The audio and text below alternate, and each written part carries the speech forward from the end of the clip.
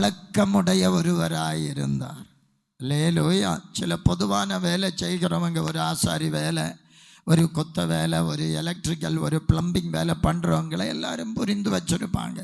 ஐயோ அவரா கட்டடத்திலேருந்து விழுந்தார், ஐயோ அவரை பற்றி அன்னைக்கு பேப்பரில் வந்து எவ்வளவு ஆவலோடு கேட்பாங்க. காரணம், அவரை குறித்த அறிவு. இயேசு இந்த உலகத்தில் இருந்தால் அநேகருக்கு பழக்கமுடையவராயிருந்தார்.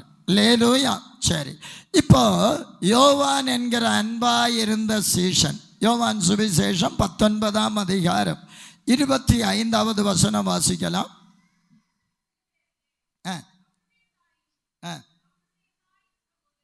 அவளுடைய தாயின் சகோதரி கிலெயோப்பா மரியாளும், அல்லேலூயா ஸ்தோத்திரம். இந்த இடத்துல இங்கிலீஷ் பைபிளில் படிக்கும்போது இயேசுவனுடைய தாயின் சகோதரியினுடைய மகன் என்று குறிப்பிடப்படுகிறது. இயேசுவனுடைய சித்திக்க பையன். அல்லேலூயா. இந்த பையனிடத்துல இயேசு அன்பாயிருந்தார். அல்லேலூயா. அன்பாயிருக்கிற அநேகருண்டு. வேதத்தில் பல காரியங்கள் அங்கே சொல்லப்பட்டிருக்கிறது. இங்கேயும் நம்ம படிக்கும்போது அன்பாயிருந்த, அருகே இருந்த என்கிற வார்த்தைகள் கடந்து வருகிறதை நம்ம பார்க்கிறோம். இயேசு கிறிஸ்து மீன்பிடி தொழில் செய்து வந்தார். அதில் தச்ச வேலை செய்து வந்தார். எக்ஸ்போர்ட் பண்ணுகிற வேலை, இந்த யோவான் மீன் பிடித்து அதை எக்ஸ்போர்ட், ஏற்றுமதி பண்ணுகிறதான ஒரு வேலையை செய்து வந்தார். இப்படி இருந்த அந்த சகோதரர்கள் கூட, இயேசுவனுடைய சகோதரர்கள் கூட இயேசுவை நம்பாமல் போன சமயங்கள் இருந்தது. இயேசுவுக்கு யோவான் மாத்திரம் அன்பா இருந்தா, மற்ற அநேக சகோதர சகோதரிகள் இருக்கிறாங்க, இயேசுவிடத்தில் அதிகம் அன்பு பாராட்டவில்லை. ஆகவே தான் இயேசு தமக்கு அன்பாயிருந்த சீஷனை பார்த்து இந்த வார்த்தையை சொன்னார் என்று சொல்லி நம்ம பார்க்கிறோம். அல்லேலூயா. இயேசு யாருக்கு பொறுப்புகளை கொடுப்பார்? யோவான் சுவிசேஷம் 19ஆம் அதிகாரம் 26வது வசனம். தாயின் அருகே இருந்த, அருகே நின்ற தமக்கு அன்பாயிருந்த. ஒன்று அருகே இருந்து, இன்னொன்று அன்பாயிருந்து. பொறுப்பு கிடைக்கணும்னு சொன்னால் இயேசுவுக்கு அருகே இருக்கணும், இயேசுவுக்கு அன்பாக இருக்கணும். அல்லேலூயா. அல்லேலூயா. மரியாளுக்கு பக்கத்தில் தான் சொன்னது, ஆனால் மரியாளுக்கு பொறுப்பொன்னும் கொடுக்கல. யோவான் சுவிசேஷம் 2ஆம் அதிகாரத்தில் நம்ம படிக்கிறோம். அங்கே திராட்சரசம் குறைவுபட்ட போது இயேசுவின் தாயாகிய மரியாளிடத்தில் சொல்லுகிறாங்க. இயேசுவின் தாயாகிய மரியாள் சொல்லுகிறான், அவரிடத்துல போய் சொல்லுங்க. அல்லேலூயா. இயேசுவின் தாயாகிய மரியாள் சொல்லுகிறார். இயேசு சொல்லுகிறார், ஸ்திரீயே என் வேலை இன்னும் வரவில்லை. இங்கேயும் ஒரு வார்த்தை நம்ம படிக்க வேண்டி இருக்கிறது, ஸ்திரீயே என்ற வார்த்தை. அல்லேலூயா. அல்லேலூயா. அரமேய மொழியில குணே என்று சொல்லுவாங்க. குணே. அதே சமயம் கிரேக்க மொழியில குணா என்று சொல்லுவார்கள். குணா என்று சொன்னால் கனம் பொருந்திய அம்மா என்று அர்த்தம். யூதர்களுக்குள்ளே அப்படிப்பட்ட ஒரு முறைமை இருந்தது. கிரேக்க மொழியில பேசும்போது அந்த வார்த்தைகளுடைய முக்கியத்துவத்தை உரிமை பாராட்டினார்கள். தமிழில் அதற்கு சேர்ந்த இசைந்த வார்த்தை இல்லாததினால ஸ்திரீயே என்று போட்டார்கள். அல்லேலூயா. அதனுடைய அர்த்தம் கனம் பொருந்திய அம்மா. இதே கனம் பொருந்திய அம்மாவை தான் இன்னொரு இடத்துல அம்மா என்று சொல்லப்பட்டிருக்கிறது. 2 யோவான் 2வது வசனத்தில் அம்மாளுக்கும் என்று சொல்லப்பட்டிருக்கிறது. கனம் பொருந்திய தாய். ஏன் இந்த பொறுப்பை யோவானிடத்தில் கொடுத்தார்? ஏன் கொடுத்தார்? சிஸ்டர் நல்லா பிரசங்கம் பண்ணாங்க, நான் தப்பாக சொல்லலை. அன்பாக இருந்த, அருகே இருந்த சீஷனுக்கு அந்த பராமரிக்கிற பொறுப்பை கொடுத்தார். பராமரிப்பில் அடங்கி இருக்கிற 7 பூக்களை கூட அங்கே உதிர பண்ணினார்.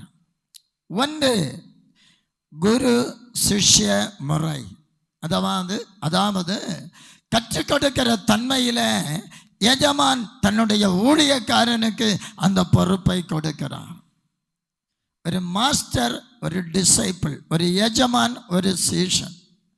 எஜமானுடைய காலத்துக்கு பிறகு அந்த சீஷனுக்கு கொடுப்பார்கள். ஆகவே எப்படி கொடுத்தார்கள் என்றால், யூத பாரம்பரியத்தில் 30 வயதான ஆண் மகனுக்கு அப்பா இல்லாத பட்சத்தில் ஒரு அப்பா ஸ்தானம் கொடுக்கப்படுகிறது. இயேசு கிறிஸ்துவை குறித்து நம்ம படிக்கிறோம். இயேசுவினுடைய ஊழிய கால ஆரம்பத்துக்கு முன்னாக பெற்றோருக்கு கீழ்ப்படிந்திருந்தார். கானாவூர் கல்யாண வீட்டில் அந்த கல்யாணம் என்பது யோவானுடைய கல்யாணமாக இருக்கலாம் என்று ஒரு வேத வல்லுநருடைய கருத்து இருக்கிறது. அதனால தான் அழைக்கப்பட்ட உடனேயே 5-6 நாளுக்கு முன்னையே மரியாள் அங்கே போயிருந்தான். நம்மவும் அப்படி தானே, ரொம்ப நெருங்கின உறவினர்களாக இருந்தால் அந்த கல்யாணத்துக்கு பெற போடும்போது, அந்த டெண்டு கட்டும்போது, அதுக்கான ஆயத்தங்களில் அனுதினமும் போய் பார்த்து விசாரித்து அந்த குடும்பத்தில் ஒரு பிள்ளையை போல, ஒரு நபரை போல செயல்படுவோமே. ஆனால் அங்கே யோசேப்பை குறித்து சொல்லப்படவில்லை. யோசேப்பு மரித்து போயிருக்கலாம். அதனால தான் இயேசு சொன்னார், அவர் உங்களுக்கு என்ன சொல்லுகிறாரோ அதன்படி செய்யுங்கள். மரியாள் ஒரு அம்மா தான், வேணும்னா சொல்லி இருக்கலாம், நீங்கள் தண்ணியை கொண்டு வாங்க, நான் ஜெபிக்கிறேன், அப்படி சொல்லலை. மரியாளுக்கு அங்கே முக்கியத்துவம் ஒன்றும் இல்லை. மரியாள் குடும்ப உறவின் கல்யாணமானதுனால வந்தாங்க. அல்லேலூயா. ஆகவே அங்கே பார்க்கும்போது அப்பாவினுடைய ஸ்தானத்தில் இருக்கிறார் இயேசு. அவங்களுக்கு தான் அந்த கடமை கொடுக்க முடியும். மற்ற சகோதரர்களுக்கு இவரை விட ரொம்ப வயசு வித்தியாசம். எப்படின்னா, இயேசு 30ஆம் வயதில் ஊழியத்துக்கு போகிறார். 3.5 வயது ஊழியம் செய்கிறார். அவர் மரித்து போகிறார். இயேசுவுக்கு அடுத்த ஒரு சகோதரன் பிறக்கணும்னா குறைஞ்சது 5 வருஷமாக இருக்கணும். காரணம், இயேசு பிறந்த உடனேயே அவர் எகிப்துக்கு போகிறார், திரும்ப இங்கே வருகிறார், திரும்ப எருசலேமுக்கு போகிறார். இப்படி பல இடங்களில் அலைந்து தெரிந்ததுனால குறைந்தது 4-5 வயது வித்தியாசங்கள் இருக்கும்.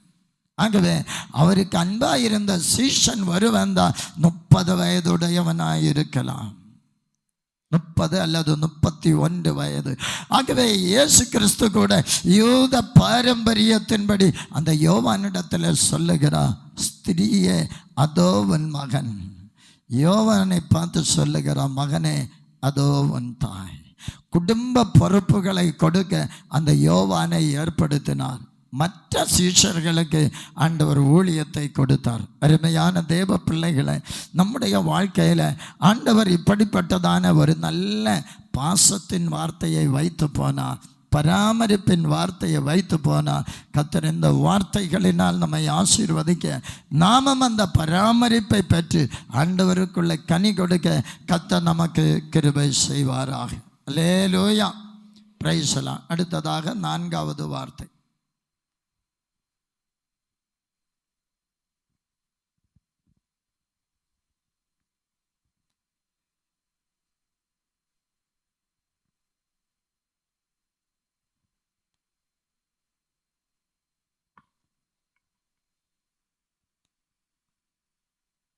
லேலுயா, லேலுயா.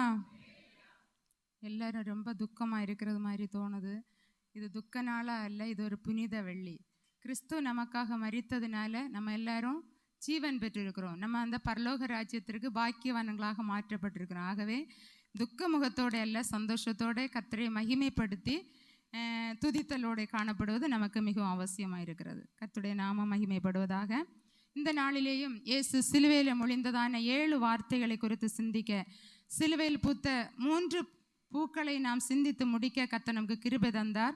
4வது பூவாக, அதாவது அங்கலாய்ப்பு அல்லது தவிப்பு என்கிறதான வார்த்தையை உங்கள் மத்தியில் சிந்திக்க கர்த்தர் நமக்கு கிருபை தருவாராக. யாவரும் ஜெப சிந்தையோடு அமரும்படி உங்களிடத்தில் அன்பாய் கேட்டுக்கொள்கிறேன்.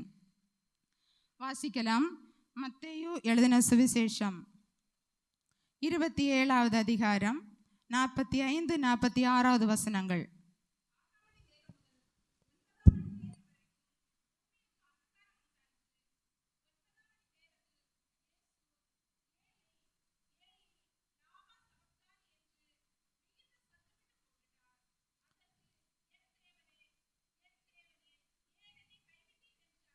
அல்லேலூயா. இதே வார்த்தையை, இதே வசனத்தை மார்க்கு எழுதின சுவிசேஷம் 15வது அதிகாரம் 33, 34 வசனங்களிலே நம்ம வாசிக்கிறோம். இதே கருத்துக்கள், இதே வார்த்தைகள் தான். இந்த இரண்டு சுவிசேஷகர்களும் இயேசு மொழிந்ததான இந்த 4வது பூவை அதிகமாய் விவரித்திருக்கிறார்கள். இந்த வசனங்களிலே, நாம் வாசித்த வசனங்களிலே குறிப்பாக சொல்லப்பட்டதான சில முக்கியமான காரியங்களை நாம் சிந்திக்க போகிறோம். இந்த வார்த்தையானது சில சிறப்பு தன்மையுடைய ஒரு வார்த்தை. அதாவது முதல் 3 வார்த்தைகளை நாம் சிந்தித்தோம். அதாவது முதலாவது வார்த்தை மன்னிப்பு, 2வது ரட்சிப்பு, 3வது பராமரிப்பு. மற்றவர்களுக்காக இயேசு சொன்ன வார்த்தை. ஆனால் இந்த 4வது வார்த்தையோ இயேசு தமக்காக சொன்ன முதல் வார்த்தை. அல்லேலூயா. இதுல கொடுக்கப்பட்டிருக்கிறதான சில மணி நேரங்களை நாம் பார்க்கும்போது 6ஆம் மணி நேரம் முதல் 9ஆம் மணி நேரம் வரைக்கும், அடுத்த வசனத்துல 9ஆம் மணி நேரம், அப்படி 2 மணி நேரங்கள் கொடுக்கப்பட்டிருக்கிறது. இன்னும் மார்க்கு 15வது அதிகாரம் 25வது வசனத்துல வாசிக்கும் போது இயேசு சிலுவையில் அறையப்பட்டதான மணி 3ஆம் மணியாயிருந்தது. அதாவது நம்முடைய நேரப்படி பார்க்கும்போது காலையில 9 மணிக்கு சிலுவையில் அறையப்பட்டு 3 மணி வரையிலையும் இயேசு சிலுவையில் தொங்கி ஜீவனை விட்டிருக்கிறார். இந்த 6 மணி நேரத்துல முதல் 3 மணி நேரங்கள் முதலாவது சொல்லப்பட்ட அந்த 3 வார்த்தைகளையும் பேசி முடித்திருக்கிறார். அடுத்த 3 மணி நேரங்கள் எதுவுமே பேசல. அந்த நேரத்துல உண்டானது மிகுந்த அந்தகாரம். பூமி எங்கும் அந்தகாரம் உண்டாயிருக்கிறது. அது ஏதோ ஒன்று நடந்திருக்கிறது. அதை குறித்து நம்ம சிந்திக்க வேண்டியது அவசியமாயிருக்கிறது. அதற்கு பிற்பாடு 3வது மணி நேரத்தில், அதாவது பைபிள் குறிப்பிட்ட நேரப்படி 9ஆம் மணி நேரத்தில், அந்த 3 மணிக்கு, மத்தியானத்துக்கு பிற்பாடு அந்த 3 மணிக்கு இயேசு இந்த முதல் வார்த்தையாக நாம் சிந்திக்க போகிறதான அந்த 4வது வார்த்தையை அவர் பேசுகிறார். அந்த வார்த்தையை பேசுகிறது சாதாரணமாய் பேசவில்லை, மிகுந்த சத்தத்தோடு பேசுகிறார். பாருங்கள், இது இயேசு 6 மணி நேரம் சிலுவையில் தொங்கினார் என்பது வேதத்திலிருந்து நாம் புரிந்து கொள்ளுகிற ஒரு காரியம். இந்த நேரத்தை நாம் மட்டுமல்ல, இது 2 வேத பகுதிகளிலும் ஒரே மாதிரியாக சொல்லப்பட்டிருக்கிறது. மேலும் இந்த பகுதியில் சொல்லப்பட்டதான அந்தகாரம் என்பதை குறித்து நாம் சிந்திக்கும் போது, இந்த அந்தகாரம் என்பது பாவத்தின் வலிமையை குறிக்கிறது. முதலாவதாக அந்தகாரம், அதாவது இருள் என்று சொல்வது பாவத்தை குறிக்கிறது. ஒளி என்பது பரிசுத்தத்தை குறிக்கிறது. 1 யோவான் 1வது அதிகாரம் 5வது வசனத்தில் சொல்லப்பட்டிருக்கிறது, தேவன் ஒளியாயிருக்கிறார், அவரில் எவ்வளவேனும் இருள் இல்லை. அப்ப தேவன் பரிசுத்தமா இருக்கிறார், அவரில் பாவம் என்பது கொஞ்சம் கூட இல்லை. பாவம் என்கிற வார்த்தையை அவரிடத்துல கண்டுகொள்ள முடியாது. அப்படி பாவம் என்பது இருளை குறிக்கிறது, ஒளி என்பது பரிசுத்தத்தை குறிக்கிறது. அப்ப இந்த அந்தகாரம் என்பது எதனால் உண்டானது, அதை குறித்து நாம் சிந்திக்கும் போது, அதாவது முதல் நூற்றாண்டு கிறிஸ்தவர்கள் சொல்லுகிறார்கள், அதாவது வேத புரட்டர்கள் ஒரு கருத்தை சொல்லுகிறார்கள், இந்த அந்தகாரம் உண்டானது ஒரு சூரிய கிரகணத்தினால உண்டான அந்தகாரம் அப்படி என்று சொல்லப்பட்டிருக்கிறது. அதற்கான வாய்ப்பில்லை. காரணம், அந்த பஸ்கா பண்டிகை நாளானது, இயேசு சிலுவையில் அறையப்பட்ட நாளானது முழு நிலவு நாள், அதாவது பௌர்ணமி நாள். அன்றைக்கு சூரிய கிரகணங்கள் ஏற்பட வாய்ப்பில்லை. அப்படியானால் இந்த அந்தகாரம் எதனால் உண்டானது? அந்தகாரம் என்பது 3 மணி நேரம் உண்டானது. சூரிய கிரகணம் ஏற்பட்டால் கூட அது கொஞ்சம் நிமிஷங்கள் தான் ஏற்படுமா. ஆனால் இந்த 3 மணி நேரம் மிகுந்த அந்தகாரம் உண்டானது என்றால் அந்த நேரத்தில் ஏதோ ஒன்று நடந்திருக்கிறது. அப்படின்னா சிலுவையில் இயேசு தொங்கிக் கொண்டிருக்கிறார். பிதாவாகிய தேவன் அந்த குமாரனாகிய இயேசுவை சந்திக்கிற நேரம், இடைப்பட்ட நேரம், அந்த நேரத்தில் நடந்த ஒரு காரியம் என்னன்னா, பொதுவாக இயேசு இந்த உலகத்தில் எதற்காக வந்தார் என்று நமக்கு எல்லாருக்குமே தெரியும். இயேசு நம்முடைய பாவங்களுக்காக சிலுவையில் மரிக்கும்படியாக வந்தார். சிலுவையில் மரிக்கிறது என்று சொன்னால் சும்மா சிலுவையில் தொங்கி மரித்து ஜீவனை விட்டால் அதனால் நமக்கு பிரயோஜனம் இல்லை. நம்முடைய பாவங்களை அவர் சுமந்து கொண்டு சிலுவையில் மரிக்கிறது தான் அதனுடைய முக்கியமான காரணம். அப்போ சிலுவையில் மரிக்கும் போது பாவங்களை சுமந்து மரிக்கணும். பழைய ஏற்பாட்டில் நம்ம வாசிக்கும் போது லேவியராகமம் 1வது அதிகாரத்திலிருந்தே நான் வாசிக்கும் போது பலி செலுத்துகிறதான முறையை குறித்து சொல்லப்பட்டிருக்கிறது. பலி செலுத்துகிறது, ஒரு மனுஷன் பாவம் செய்து குற்றவாளியானால் அவன் செய்த குற்றம் அது தவறென்று உணரும் போது அவன் ஒரு மிருகத்தை தெரிந்து கொண்டு அந்த மிருகத்தை ஆசாரியனிடத்தில் கொண்டு போய் அது அவன் தன்னுடைய பாவத்திற்காக தன்னுடைய கையை அந்த பலி மிருகத்தினுடைய தலையின் மேல வைத்து தன்னுடைய பாவத்தை எல்லாம் அதன் மேல ஒப்புவிப்பானா. அதற்கு பிற்பாடு அந்த பலி மிருகம் கொல்லப்படும், இவன் விடுதலையாக்கப்படுவான். இதே முறையில தான் இயேசு கிறிஸ்து நமக்காக பலியாகணும். அப்ப நம்முடைய எல்லாருடைய பாவங்களும் அவர் மேல சுமத்தப்படணும். நினைச்சு பாருங்க, சிந்திங்க. நம்ம அவரவர் நாமே சிந்திக்கணும். இன்னைக்கு நான் இந்த வயசுல இருக்கிறேன். சின்ன வயசுல இருந்த எனக்கு தெரிந்த பாவங்களை எல்லாம் நான் சிந்தித்து பார்த்தா, நினைச்சு பார்த்தா, எத்தனையோ பாவங்கள், அதாவது 90% பாவம் நான் மறந்திருப்பேன். சிலவேளை அது பாவம்னு கூட எனக்கு தெரியாம இருந்திருக்கலாம். அப்படி நான் செஞ்ச பாவங்கள், அதாவது என்னுடைய நடக்கையில, என்னுடைய பேச்சில, என்னுடைய சிந்தனையில, என்னுடைய செயல்களில, பார்வையில, இப்படி பல பாவங்கள் நான் செஞ்சிருக்கேன். அதெல்லாம் நான் நினைச்சு பார்த்தா நிறைய எண்ணிக்கை கடங்காதா இருக்கும். இப்ப ஒரு நபருடைய பாவமே இவ்வளவு நிறைய இருக்கும்போது அகில உலக ஜனங்களுடைய பாவமும் எவ்வளவு அதிகமா இருக்கும்னு நினைச்சு பாருங்க. அப்ப பிதாவானவர் நம்ம எல்லாருடைய பாவங்களையும் குமாரனாகிய கிறிஸ்து மேல சுமத்துகிறார். அந்த சுமத்துகிறதான நேரம் தான் இந்த 3 மணி நேரம். அந்த பாவ இருள் சூரியனுடைய கதிர்களை அடக்கி கொள்ளத்தக்கதாக அவ்வளவு கொடுமையா இருந்திருக்கிறது. அப்படி சூரியனுடைய கதிர்கள் அடக்கப்பட்டு, பொதுவா ஒளி இருளை விரட்டும், ஆனா பாவ இருள் இவ்வளவு கடுமையா இருந்ததுனால சூரியனுடைய கதிர்களை அது அடக்கி கொள்ளுகிறது. அப்படிப்பட்ட ஒரு அந்தகாரம் தான் அந்த 3 மணி நேர அந்தகாரம். அல்லேலூயா. இயேசு தன்னுடைய சிலுவை மரணம் எவ்வளவு கொடுமையை சகித்தார்னு சொல்லி நம்ம இதுக்கு முன்னாலே பேசினவங்க பாஸ்டர் இதை குறித்து ரொம்ப அதிகமாக விவரித்தாங்க. இவ்வளவு கொடுமையின் மத்தியிலையும் இன்னும் நம்முடைய பாவங்கள் எல்லாம் அவர் மேல சுமத்தப்படும் பொழுது அது வலி இருக்காது அப்படின்னு எல்லாம் நம்ம நினைக்கலாம். இல்லை, அதற்கு பிற்பாடுதான் பாருங்க, இந்த 46வது வசனத்துல 9ஆம் மணி நேரத்தில் இயேசு, அந்த 9ஆம் மணி நேரம் என்று சொல்லுது இந்த மதியத்துக்கு பிற்பாடு அந்த 3 மணி நேரத்தை குறிக்கிறது. அந்த 3 மணி நேரத்துல 3 மணி நேர காரிருளுக்கு பிற்பாடு இயேசு ஏலி ஏலி லாமா சபக்தானி என்று சொல்லி மிகுந்த சத்தமிட்டு கூப்பிடுகிறார். ஏன் இவ்வளவு நேரம் அமைதியா நின்ற இயேசு இப்ப மட்டும் மிகுந்த சத்தமிட்டு கூப்பிடணும்? இவ்வளவு நேரம் அவர் வலியை சகிக்கவில்லையா? சரீரத்துல வலி ஏற்படலையா? அவர் எவ்வளவு பாடுபட்டார். முந்தின நாள் இயேசு கெத்செமனேல போய் ஜெபிக்கும் போது அவருடைய வியர்வை இரத்தத்தின் பெருந்துளிகளாய் வடிந்தது என்று பார்க்கிறோம். தொடர்ந்து அவரை பிடித்து கொண்டு போய் நியாயம் விசாரிக்கிறாங்க. முழுவதும் விசாரணை செய்கிறார்கள். அடுத்த நாள் காலையில போர் செய்வர்களை பார்த்தா அவங்க அவரை அடித்து உதைத்து துன்பப்படுத்துகிறார்கள். சாட்டை வாரினால் அவருடைய சரீரம் கிழிக்கப்படுகிறது. மட்டுமல்ல, ஒரு சுமப்பதற்கரிய பாரமான ஒரு சிலுவையை அவரிடத்துல கொடுத்து சுமக்க வைக்கிறாங்க. அவர் விழுந்து விழுந்து அந்த சிலுவையை சுமந்து கொண்டு போகிறார். அதோட நிறுத்தல்ல, மட்டுமல்ல அவருடைய தலையில முள்ளுகளால் ஒரு முடியை பின்னி தலையில வச்சு அடிக்கிறாங்க. அந்த வேதனை அவர் சகிக்கிறார். மாத்திரமல்ல, சிலுவையில் அவரை படுக்க வைத்து கைகளிலும் கால்களிலும் ஆணிகளால் அரைகிறாங்க. இந்த நேரத்துல எல்லாம் இயேசு சத்தமிட்டு ஏன் என்னை கைவிட்டீர் அப்படின்னு ஒரு வார்த்தை கேட்கவே இல்லை. அல்லேலூயா. அப்போ அவருடைய சரீர வேதனை அவருக்கு ஒரு பொருட்டா தெரியல. ஆணிகளால் துளைக்கப்பட்ட அந்த சரீரத்தை அவர் பெருசா நினைக்கல. ஆனா ஏதோ ஒண்ணு அப்ப அவரை இன்னும் கடுமையா பாதிச்சிருக்குது இல்லையா?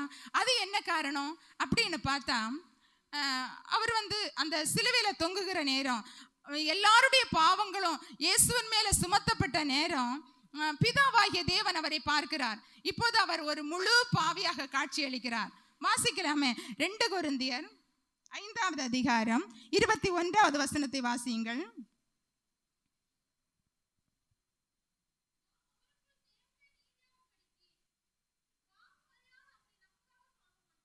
பாவம் அறியாத அவரை நமக்காக பாவமாக்கினார். நாம் பாவிகளாய் மரிக்க வேண்டிய இடத்துல இயேசுவை பிதாவாகிய தேவன் பாவியாக்கி அவரை மரிக்க ஒப்பு கொடுக்கிறார். அப்போ பிதா அவரை பார்க்கும்போது ஒரு முழு பாவியாக தெரிகிறார். ஏசாயா 59 2வது வசனம் சொல்லுகிறது, உங்கள் அக்கிரமங்களை உங்களுக்கும் உங்கள் தேவனுக்கு நடுவாக பிரிவினை உண்டாக்குகிறது, உங்கள் பாவங்கள் அவர் நமக்கு செவிகொடாதபடிக்கு அவருடைய முகத்தை மறைக்கிறது. அப்போ பிதாவாகிய தேவன் குமாரனை பார்க்கும்போது ஒரு முழு பாவியாக தெரிகிறார். அவருடைய முகம் அப்படியே மறைக்கப்படுகிறது. குமாரனாகிய இயேசுவை விட்டு பிதாவாகிய தேவன் தன்னுடைய முகத்தை மறைத்து கொண்டபடினால அந்த மறைவை தாங்கிக் கொள்ள முடியாதபடி, அந்த பிதாவுடைய பிரிவை அவர் தாங்கிக் கொள்ள முடியாதபடி, பிதாவுடைய பிரசன்னத்தை இழந்து தவிக்கிற இருக்கிற குமாரன் வேதனைப்பட்டு துடிக்கிறதான வார்த்தை தான் ஏலி ஏலி லாமா சபக்தானி என்ற வார்த்தை. பாருங்கள் அருமையான தேவனுடைய பிள்ளைகளே, பிதாவாகிய தேவன் குமாரனை பாவியாக பார்க்கிறது ஒருவேளை நமக்கு ஏனோ ஒரு மாதிரி தோணலாம். ஏன்னா அவர் தானே பாவியாக ஒப்பு கொடுத்தார், ஏன் அவர் முகம் மறைக்கணும் அப்படின்னு சொல்லி. ஆனா வேதம் சொல்லுகிறது, ஆபகு 1:13 நம்ம வாசிக்கிறோம், தீமையை பார்க்க மாட்டாத சுத்த கண்ணன் என்று சொல்லி பிதாவை குறித்து சொல்லப்பட்டிருக்கிறது. அது மனுஷராகிய நமக்கு மாத்திரமல்ல, குமாரனே பாவத்தில் இருந்தாலும் அவர் மேலும் அவர் அப்படித்தான் இருப்பார். அவருடைய நீதி அவர் அந்த இடத்துல வெளிப்படுத்துகிறார். பாருங்கள், அவர் அந்த நேரத்தில் தன்னுடைய முகத்தை மறைத்துக் கொள்ளுகிறார். முகத்தை மறைத்துக் கொண்டதுனால பிதாவாகிய தேவன் இவ்வளவு நேரமும் பட்ட வேதனைகளை எல்லாம் சகித்தவர். அவருடைய பிரிவை தாங்க முடியாதபடி, அவருடைய பிரசன்னத்தை அவர் உணர்ந்து கொள்ள முடியாததுனால அவ்வளவு கதறுகிறார், என் தேவனே என் தேவனே ஏன் என்னை கைவிட்டீர் என்று சொல்கிறார். இதுவரையிலும் பிதாவே பிதாவே என்று சொன்ன தேவன் இந்த வேளையில் அவர் சொல்கிறார் தேவனே என்று சொல்கிறார். பிதாவே என்று சொல்லும் போது தந்தை மகன் என்கிற உறவு. தேவனே என்று கூப்பிடும் பொழுது இப்பொழுது ஒரு பாவியும் ஒரு தேவனை நோக்கி கூப்பிடுகிறதான உறவு. பாருங்கள் அருமையான தேவனுடைய பிள்ளைகளே, நமக்காக இயேசு பட்ட வேதனை, நமக்காக இயேசு சகித்த துன்பங்கள், நம்ம என்ன நினைக்கிறோம், அவர் தேவனால் அடிபட்டு வாதிக்கப்பட்டார் அப்படின்னு சொல்லி நிசாரமா போகிறோம். அவர் தேவனால் அடிபட்டு வாதிக்கப்பட்டதான், நம்முடைய பாவங்களுக்காக தான் அவர் அடிக்கப்பட்டார். இன்னும் ஒரு வார்த்தை இந்த இடத்துல நம்ம கவனிக்கணும், அவர் சத்தமிட்டு கூப்பிட்டாராம். சத்தமிட்டு கூப்பிட்டாருன்னா சிலுவையில தொங்கும் போது நம்ம கேட்டோம், அவர்களால மூச்சு விட கூட ரொம்ப கஷ்டமா இருக்கும், மெதுவா தான் பேசுவாங்களாம். ஆனா இந்த வார்த்தையை சொல்லும் பொழுது 3 மணி நேர காரிருளுக்கு பிற்பாடு முதலாவதாக இயேசு பேசும் பொழுது மிகுந்த சத்தமிட்டு கூப்பிட்டார் என்று சொன்னா அந்த அளவுக்கு அவருடைய வலி அவருக்குள்ளாக இருந்திருக்கிறது. இன்னும் சொல்ல போனா மற்ற எல்லா வார்த்தைகளுமே சாதாரணமா நம்முடைய வேதத்துல நம்முடைய மொழியில கொடுக்கப்பட்டிருக்கிறது. இந்த ஒரே ஒரு வார்த்தை மாத்திரம் ஏலி ஏலி லாமா சபக்தானி என்று சொல்லி அவருடைய சொந்த தாய்மொழியாகிய அரமேய மொழியில கொடுக்கப்பட்டிருக்கிறதுன்னா அதுக்கு ஒரு காரணம் உண்டு. எப்பவுமே நம்முடைய உள்ளத்தின் உள்ளார்ந்த உணர்வுகளை நம்ம அப்படியே வெளிக்கு கொண்டு வரணும்னா நம்முடைய சொந்த தாய்மொழியை இல்லாம வேறொரு மொழிக்கு ஈடே இல்லை. நம்ம சொந்த தாய்மொழியில தான் நம்முடைய உள்ள விருப்பு வெறுப்புகள், நம்முடைய சுக துக்கங்கள் எல்லாம் அப்படியே நம்ம சொல்ல முடியும். அதே மாதிரி தான் இயேசுவும் அவருக்குள்ளாக இருந்ததான அந்த ஆன்மீக வலியை, சரீர வலி அல்ல, ஆன்மீக வலியை அப்படியே தன்னுடைய சொந்த தாய்மொழியாகிய அரமேய மொழியில வெளிப்படுத்துகிறார். என் தேவனே என் தேவனே ஏன் என்னை கைவிட்டீர். அதற்கு ஏலி ஏலி லாமா சபக்தானி, அதற்கு அர்த்தம் என் தேவனே ஏன் என்னை கைவிட்டீர் என்று சொல்லி. பாருங்கள் அருமையான தேவனுடைய பிள்ளைகளே, நம்ம இந்த வார்த்தையை கொஞ்சம் சிந்தித்திருக்கிறோம். இதை நம்ம இன்னும் அதிகமாக இந்த வார்த்தை நமக்குள்ள இருந்து கிரியை செய்யணும். இது ஒரு இயேசு சிலுவையில் சொன்னதான வார்த்தைகளை ஒரு பாரம்பரியமாக நம்ம பின்பற்றுகிறது மாதிரியோ பாரம்பரியமா நம்ம அனுசரிக்கிறதான ஒரு கூட்டமாக நம்ம நினைக்க கூடாது. யாரோ வழியில ஒருத்தங்க விழுந்து கிடக்கும் போது நம்ம பார்த்துட்டு ஐயோ பாவம் நல்ல அடிபட்டு இருக்குது அப்படின்னு சொல்லிட்டு பரிதாபத்தோடு அனுதாபத்தோடு சொல்லிட்டு போறது மாதிரி அல்ல. இது யாரோ ஒருவர் அல்ல, நமக்காக ஜீவனை கொடுத்த நம்முடைய பிதாவாகிய தேவன் அவர் நமக்காக தான் இந்த ஜீவனை கொடுத்திருக்கிறார். மட்டுமல்ல, ஆதியாகமம் 3:15 சொல்லுகிறது, உனக்கு ஸ்திரீக்கும் உன் வித்துக்கும் அவள் வித்துக்கும் பகை உண்டாக்குவேன், அவரும் தலையை நசுக்குவார்னு சொல்லி அன்னைக்கு ஆரம்பித்ததான இயேசு கிறிஸ்துவை பற்றியதான அந்த தீர்க்க தரிசன வார்த்தைகள் இந்த சிலுவையில நிறைவேற்றப்படுகிறதான இந்த நேரம் நிறைவேற்றி இயேசு வெற்றியோடு சொன்னதான ஒரு வார்த்தை தான். அவர் அந்த சிலுவையில் அதை நிறைவேற்றி விட்டார் என்பதை உணர்த்துகிறதான மையப்படுத்துகிறதான ஒரு வார்த்தை தான் இந்த 4வது வார்த்தை. ஆகவே எல்லா வார்த்தைகளை விடவும் ஒரு முக்கியத்துவம் வாய்ந்த ஒரு வார்த்தையாக இந்த வார்த்தை 4வது வார்த்தை காணப்படுகிறது. நமக்குள்ளாக ஒரு அனுதாபம் அல்ல இன்றைக்கு வர வேண்டியது, நமக்குள்ளாக ஒரு மனம் திரும்புதல் வரணும். ஆண்டவரே, நீர் எனக்காக இந்த பாடுகளை பட்டீங்களே ஏசப்பா, நான் இனி பாவம் செய்யக்கூடாது, நான் இனி அப்படிப்பட்டதான ஒரு துரோகத்தை செய்து உம்மை சிலுவையில் அறையக்கூடாது, அப்படிப்பட்டதான ஒரு மனஸ்தாபம் தான் நமக்குள்ள வரணும். இன்னைக்கு அநேகர் நினைக்கிறது என்ன தெரியுமா, நான் பாவத்தையும் செஞ்சுட்டு தேவனோடு கூட ஐக்கியமா இருக்கலான்னு. இன்னைக்கு அநேகர் அதைத்தான் செய்கிறாங்க. ஒரு பக்கமா பாவ வாழ்க்கையை செஞ்சுட்டே இருப்பாங்க, இன்னொரு பக்கமா கிறிஸ்தவங்களா அதுலயும் விசுவாசிகளா ஆராதனையிலும் பங்கெடுப்பாங்க. தேவன் அது பிரியப்படுகிறதே இல்லை. பாவம் நம்மை தேவனை விட்டு பிரிக்கிறது. பாவம் என்பது நிச்சயமா தேவன் நமக்கு பதில் கொடாதபடிக்கு அவருடைய முகத்தை மறைத்து அவருடைய பிரசன்னத்தை நம்மை விட்டு மாற்றி போடுகிறதா இருக்கிறது. இந்த நாளை நம்ம எல்லாருமே ஒரு தீர்மானத்துக்கு வரணும். நம்ம எல்லாம் இதுவரையிலும் ஒருவேளை பாவத்துக்கு அடிமைப்பட்டவங்களா இருந்திருக்கலாம், இயேசு நம்ம பாவத்திற்கு அடிமைப்படக்கூடாது என்று சொல்லி நமக்காக கிரியம் செலுத்தி நம்மை மீட்டு கொண்டிருக்கிறார். இனி நாம் பாவத்திற்கு அடிமை அல்ல, பிசாசுக்கு அடிமை அல்ல, உலகத்திற்கு அடிமை அல்ல, பாரம்பரியங்களுக்கு அடிமை அல்ல. இனி நாம் தேவனுக்கு அடிமைகளாக வாழணும். ஒரே ஒரு வசனத்தை மட்டும் வாசிக்கலாமா? எபிரேயருக்கு எழுதின நிருபம் 10வது அதிகாரம் 26, 27வது வசனம்.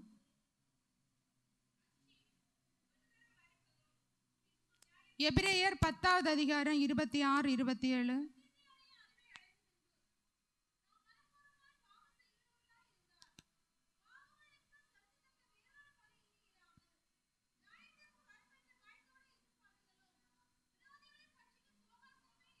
லேலுயா. சத்தியத்தை அறிகிற அறிவை அடைந்த பின்பு நம்ம மீண்டும் மனப்பூர்வமாய் பாவம் செய்தால் வருகிற தண்டனை என்ன என்பது குறிக்கப்பட்டிருக்கிறது. நமக்கு எல்லாருக்குமே நல்லா தெரியும். இந்த இடத்துல வந்திருக்கிறவங்க யாரும் இன்னைக்கு புதுசாக வந்தவங்க கிடையாது. இன்னைக்கு தான் ஆண்டவராகிய இயேசு கிறிஸ்து ஒருவர் எனக்காக மரித்தார் என்பதை நான் அறிஞ்சேன் அப்படின்னு சொல்லுவாங்க. இல்லை, பல வருஷங்களா பாரம்பரியமா இயேசுவை ஏற்றுக்கொண்டு அவருக்காக வாழ்ந்து பின்வாங்கி போனவங்களா கூட இருக்கலாம். ஆனால் நம்ம எல்லாத்தையும் அறிந்து விட்டு மீண்டும் மனப்பூர்வமா பாவம் செய்தா இனி ஒருக்கா இயேசு நமக்காக பலியாக வரமாட்டாரு. இனி ஒரு தடவை இயேசுவை இல்லை இன்னொரு ஆளையாவது அனுப்பி இவர்களுக்காக பாவ நிவர்த்தி செய்யலான்னு சொல்லி ஒரு பலியே கிடையாது. ஆனா அடுத்த வசனம் சொல்லுகிறது, நியாய தீர்ப்பும் கோபாக்கினியுமே நமக்கு உண்டாயிருக்கும் என்று சொல்லப்பட்டிருக்குது. ஆகவே இந்த நாளில நம்ம எல்லாரும் ஒரு விஷயம் ஒப்பு கொடுக்கலாமா?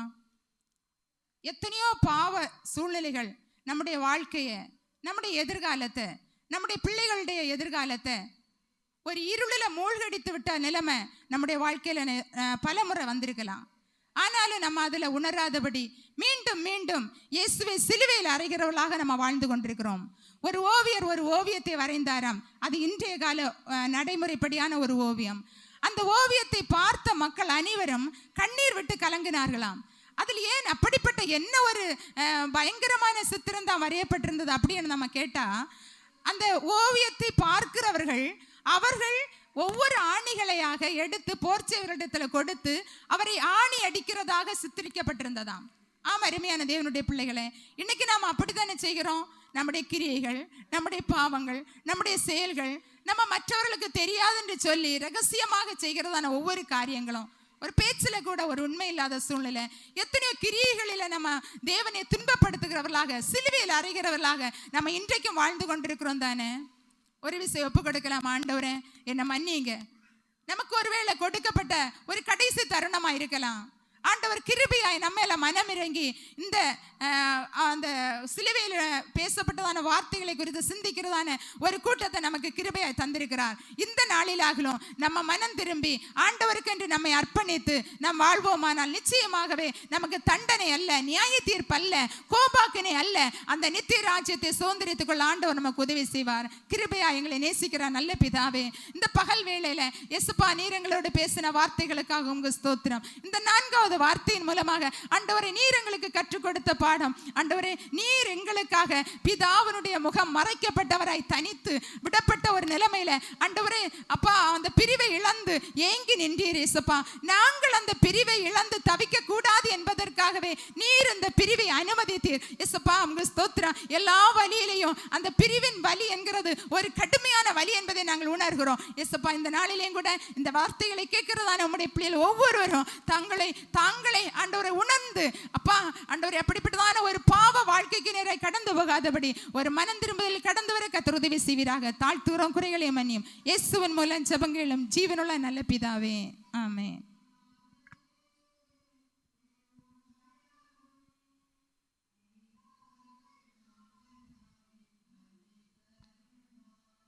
அல்லேலூயா, அல்லேலூயா. இயேசு கிறிஸ்து சிலுவையில் இருந்து முதலாவது பேசின 3 வார்த்தைகளையும் பிறருக்காக பேசியிருக்கிறார். 4வது வார்த்தை முதல் கடைசி வரைக்கும் தமக்காக பேசியிருக்கிறார். அல்லேலூயா. இந்த வார்த்தையில் வழக்கமாக நம்ம கேட்கறது போல சொல்லுகிறது போல இருந்தாலும் ஒரு காரியத்தை நான் கேட்குறேன். இயேசு கிறிஸ்து உண்மையிலேயே கைவிடப்பட்டாரா? இயேசு கிறிஸ்து உண்மையிலேயே கைவிடப்பட்டாரா?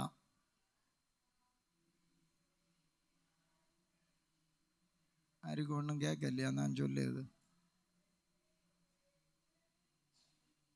இயேசு கிறிஸ்து உண்மையிலேயே கைவிடப்பட்டாரா? கைவிடப்பட்டாருன்னு உள்ளவங்க கரம் உயர்த்துங்க பாப்போம். உண்மையிலே இயேசு கைவிடப்படவில்லைன்னு உள்ளவங்க கரம் உயர்த்துங்க பாப்போம். சரி, அல்லேலூயா. மார்க்கு சுவிசேஷம் 5ஆம் அதிகாரம் 39வது வசனம்.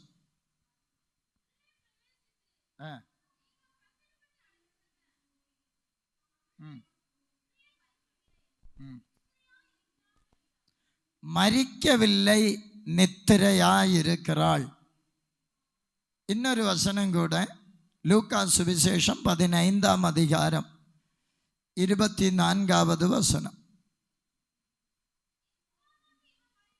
என் குமாரனாகிய இவன் மரித்தான், திரும்பவும் உயிர்த்தான், காணாமல் போனான். தெரியும், தகப்பனுடைய 2வது குமாரன், இளைய குமாரன் ஆஸ்திகளில் தனக்கு வரும் பங்கை வாங்கிட்டு அவன் இறங்கி போயிட்டான். அங்கே என்ன சொல்லப்பட்டிருக்கிறது? குமாரன் என்ன செய்து போனான்? மரித்தான், திரும்பவும் உயிர்த்தான். அப்படி சம்பவங்கள் நடக்குதா? அல்லேலூயா. இயேசு கிறிஸ்து பாவி அல்ல, அவருக்குள்ள பாவம் இல்லை. ஆனால் எல்லாருடைய பாவங்களும் அவருக்கு தலைக்கு மேலாக சுமத்தப்பட்டதினால பாவம் ஆக்கப்பட்டார். அவர் பாவி அல்ல. அல்லேலூயா. இந்த உலகத்துக்காக அவர் கொஞ்ச நேரம் பாவி என்று சொல்லப்படுகிற நிலைமைக்கு அவர் தள்ளப்பட்டார். பாவத்தை பாராத சுத்த கண்ணனாகிய பிதாவாகிய தேவன் தம்முடைய குமாரன் மேலே பாவம் சுமத்தப்பட்டதினால கொஞ்ச நேரத்துக்கு தன்னுடைய முகத்தை மறைத்து போட்டார். அல்லேலூயா. அதாவது தேவனோடு ஐக்கியம் விடுபட்டு போனது. இப்ப அருமையா பாஸ்டர் அம்மா அதை விளக்குனாங்க. பாவம் பெருகும் போது, பாவத்தால் நிரப்பப்படும் போது தேவனோடுள்ள உறவு விட்டு போகிறது. அல்லேலூயா. அந்த உறவு, பாவத்தோடுள்ள உறவு விடுபட்டால் பிதாவோடு கூட உள்ள உறவு சரியாகும். ஆகவே இயேசு சிலுவையில் சற்று நேரம் கைவிடப்பட்டால் இது உண்மையான ஒரு பிரிவு. தகப்பனை விட்டு பிரிந்து போகிறது மரணம் என்று சொல்லப்படுகிறது. ஆராதனையை விட்டு பிரிந்து போகிறது மரணம் என்று சொல்லப்படுகிறது. ஆவிக்குரிய தகப்பனை விட்டு தூரம் போகிறது மரணம் என்று சொல்லப்படுகிறது. வேதத்தில் நிறைய வசனங்கள் இருக்கிறது. ஒரு காரியத்தை மாத்திரம் சொல்லி நான் இங்கே இந்த அடுத்த பகுதிக்கு போகிறேன். ஒரு குழந்தை தாயின் கருவிலே உருவானது என்று வைத்துக் கொள்ளுவோம். அதற்கு குறிப்பிட்ட நாட்கள் பூரணமாகும் போது இந்த குழந்தை பிறக்க போகிறது.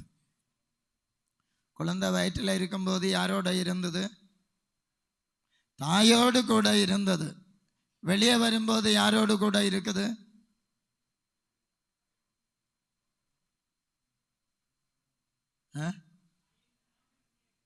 தாயின் பராமரிப்பில் இருக்கு. அல்லேலூயா. தொப்புள் கொடின்னு ஒரு கொடி இருக்கு. அந்த கொடியை நீங்க வெட்டிடப்படாது. இந்த பிள்ளை ஏன் பிள்ளை, நானும் பிதாவும் ஒன்றாயிருக்கிறோன்னு அங்கே சொன்னது மாதிரி நானும் பிள்ளையும் ஒன்று தான். நீங்கள் அதை பிரிக்கக்கூடாதுன்னு டாக்டர்கிட்ட சொன்னீங்கன்னு வைங்க, என்ன ஆகும்? எல்லாரும் போனாங்களோ வீட்டுக்கு, கஞ்சி உண்டு குடிச்சிட்டு போனோம். அல்லேலூயா. தாயையும் பார்க்க முடியாது, பிள்ளையும் பார்க்க முடியாது. அதனால தொப்புள் கொடி வெட்டப்பட வேண்டியது அவசியம். பிதாவுக்கும் குமாரனாகிய இயேசு கிறிஸ்துவுக்கும் இடையே இருந்த உறவு சற்று நேரம் பிரிக்கப்பட வேண்டியது அவசியம். அல்லேலூயா. அந்த பிரிவு வந்ததுனால தான் அதுக்கு பிறகு குழந்தைய மார்போடு அணைத்து கொண்டு தாய்மார் செல்லுகிறார்கள். அல்லேலூயா. அந்த பிரிவு தான் இன்றைக்கு ஜனங்களை, மனிதர்களை பிதாவோடு கூட சேர்த்து வைக்கிற ஒரு உறவு. அல்லேலூயா, அல்லேலூயா. அதனால இங்கே அவங்க அருமையாக அதை சொன்னாங்க. எந்த ஒரு இக்கட்டான சூழ்நிலையிலையும் நம்ம முதல்ல தாய்மொழியில் தான் கூப்பிடுகிறது வழக்கம். நம்ம பிள்ளைகள் நிறைய பேர் இங்கிலீஷ் மீடியம் ஸ்கூலில் படிக்கிறாங்க. ஒருவேளை படிக்கிறதுனால வீட்டில் வந்தால் நம்ம அதோட பேசுவோம். Okay, change your dress, go to bathroom, take bath and come for tea அப்படின்னு நம்ம சொல்கிறோன்னு வைப்போம். போன வழியில் பிள்ளை காலு தடிக்க விழுந்து என்ன தான் செய்யும்? Oh my mother, come and rescue me அப்படியா சொல்லும்? அம்மான்னு சொல்லி கூப்பிடும். அல்லேலூயா. அதுபோல தான் ஏலி ஏலி லாமா சபக்தானி என்ற அந்த வார்த்தை அரமேய மொழியில இயேசு பேசி இருக்கிறார். ஏலோயி ஏலோயி என்று சொல்லும்போது அது எபிரேய மொழியில மொழிபெயர்த்து எழுதப்பட்டதாக இருக்கிறது. சபக்தானி என்பது அரமேய மொழி. அதனுடைய எபிரேய மொழி என்ன என்றால் ஆசோ, ASAU, ஆசோ. அசோ என்று சொன்னால் விட்டு பிரிதல். அல்லேலூயா. சற்று நேரம் அகற்றி விடுதல், சற்று நேரம் மாற்றி விடுதல். பாவத்தின் கொடூரத்தினாலே இயேசு கிறிஸ்து பிதாவின் கண்களில் இருந்து கொஞ்ச நேரம் மாற்றப்பட்டார். அதான் பழைய ஏற்பாட்டில் படிக்கிறோம். இமைப்பொழுது உன்னை கைவிட்டேன், ஆனாலும் உருக்கமான இரக்கங்களால் உன்னை சேர்த்து கொள்ளுவேன். அல்லேலூயா, அல்லேலூயா. பிரைஸ். கரங்களை உயர்த்தி வர அல்லேலூயா சொல்லுவான். கரங்களை அசைத்து வர அல்லேலூயா சொல்லுவான். நம்ம எல்லாரும் அப்படியே ஒரு செகண்ட் அப்படியே எழும்பி நிற்போம். தப்புன்னு எழும்போம். கஞ்சி குடிச்சாதான் தெம்பு வரும் போல இருக்குது. அல்லேலூயா. ரெண்டு கையை வலது பக்கம் இடது பக்கமா உயர்த்தி ஒரு அல்லேலூயா சொல்லுங்க. நல்ல ரத்த ஓட்டம் கிடைக்கட்டும். ஃப்ரீயா கரங்களை அசைத்து நல்லா உதறி, கால்களை எல்லாம் கொஞ்சம் அங்கே இங்கேயா உதறுங்க. அப்படியே உதறுங்க. ஹல்லேலூயா. ரத்த ஓட்டம் சீராகட்டும். எல்லா சுகரும் மாறட்டும், எல்லா பிரஷரும் மாறட்டும், களைப்புகள் மாறட்டும் இயேசுவின் நாமத்திலே. அல்லேலூயா. உற்சாகமா கை தட்டுங்க பாப்போம். உறக்கம் தெளிவோம், உற்சாகம் கொள்வோம், உலகத்தின் இறுதி வரை. கல்வாரி துணிதான் மழை மாறி பொழியும் நாள் வரை உழைத்திடுவோம். உறக்கம் தெளிவோம், உற்சாகம் கொள்வோம், உலகத்தின் இறுதி வரை.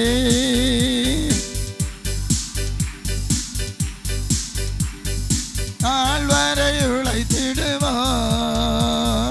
அசுத்தம் களைவோம், அன்பை அழைப்போம், ஆவியில் அனலுங்கொள்வோம். அவர் படை ஜெயிக்க நம்மிடை கருத்து வேற்றுமையில் நீ வாழ்வோம். உற்சாகமாய் கை தட்டி களைவோம், அன்பை அழைப்போம், ஆவியில் அனலுங்கொள்வோம். அவர் படை ஜெயிக்க நம்மிடை கருத்து வேற்றுமையில் நீ வாழ்வோம். உறக்கம் தெளிவோம், உற்சாகம் கொள்வோம், உலகத்தின் இறுதி வரை. கல்வாரி துணிதான் மழை மாறி பொழியும் நாள் வரை உழைத்திடுவோம். உறக்கம் தெளிவோம், உற்சாகம் கொள்வோம், உலகத்தின் இறுதி வரை. கல்வாரி துணிதான் மழை மாறி பொழியும் நாள் வரை உழைத்திடுவோம். அல்லேலூயா. எல்லாரும் அப்படியே உட்காருங்க. Price the Lord. இப்போது 5வது வார்த்தை மத்தியில் சபை மூப்பனார் அவர்கள் வந்து பேசுவார்கள்.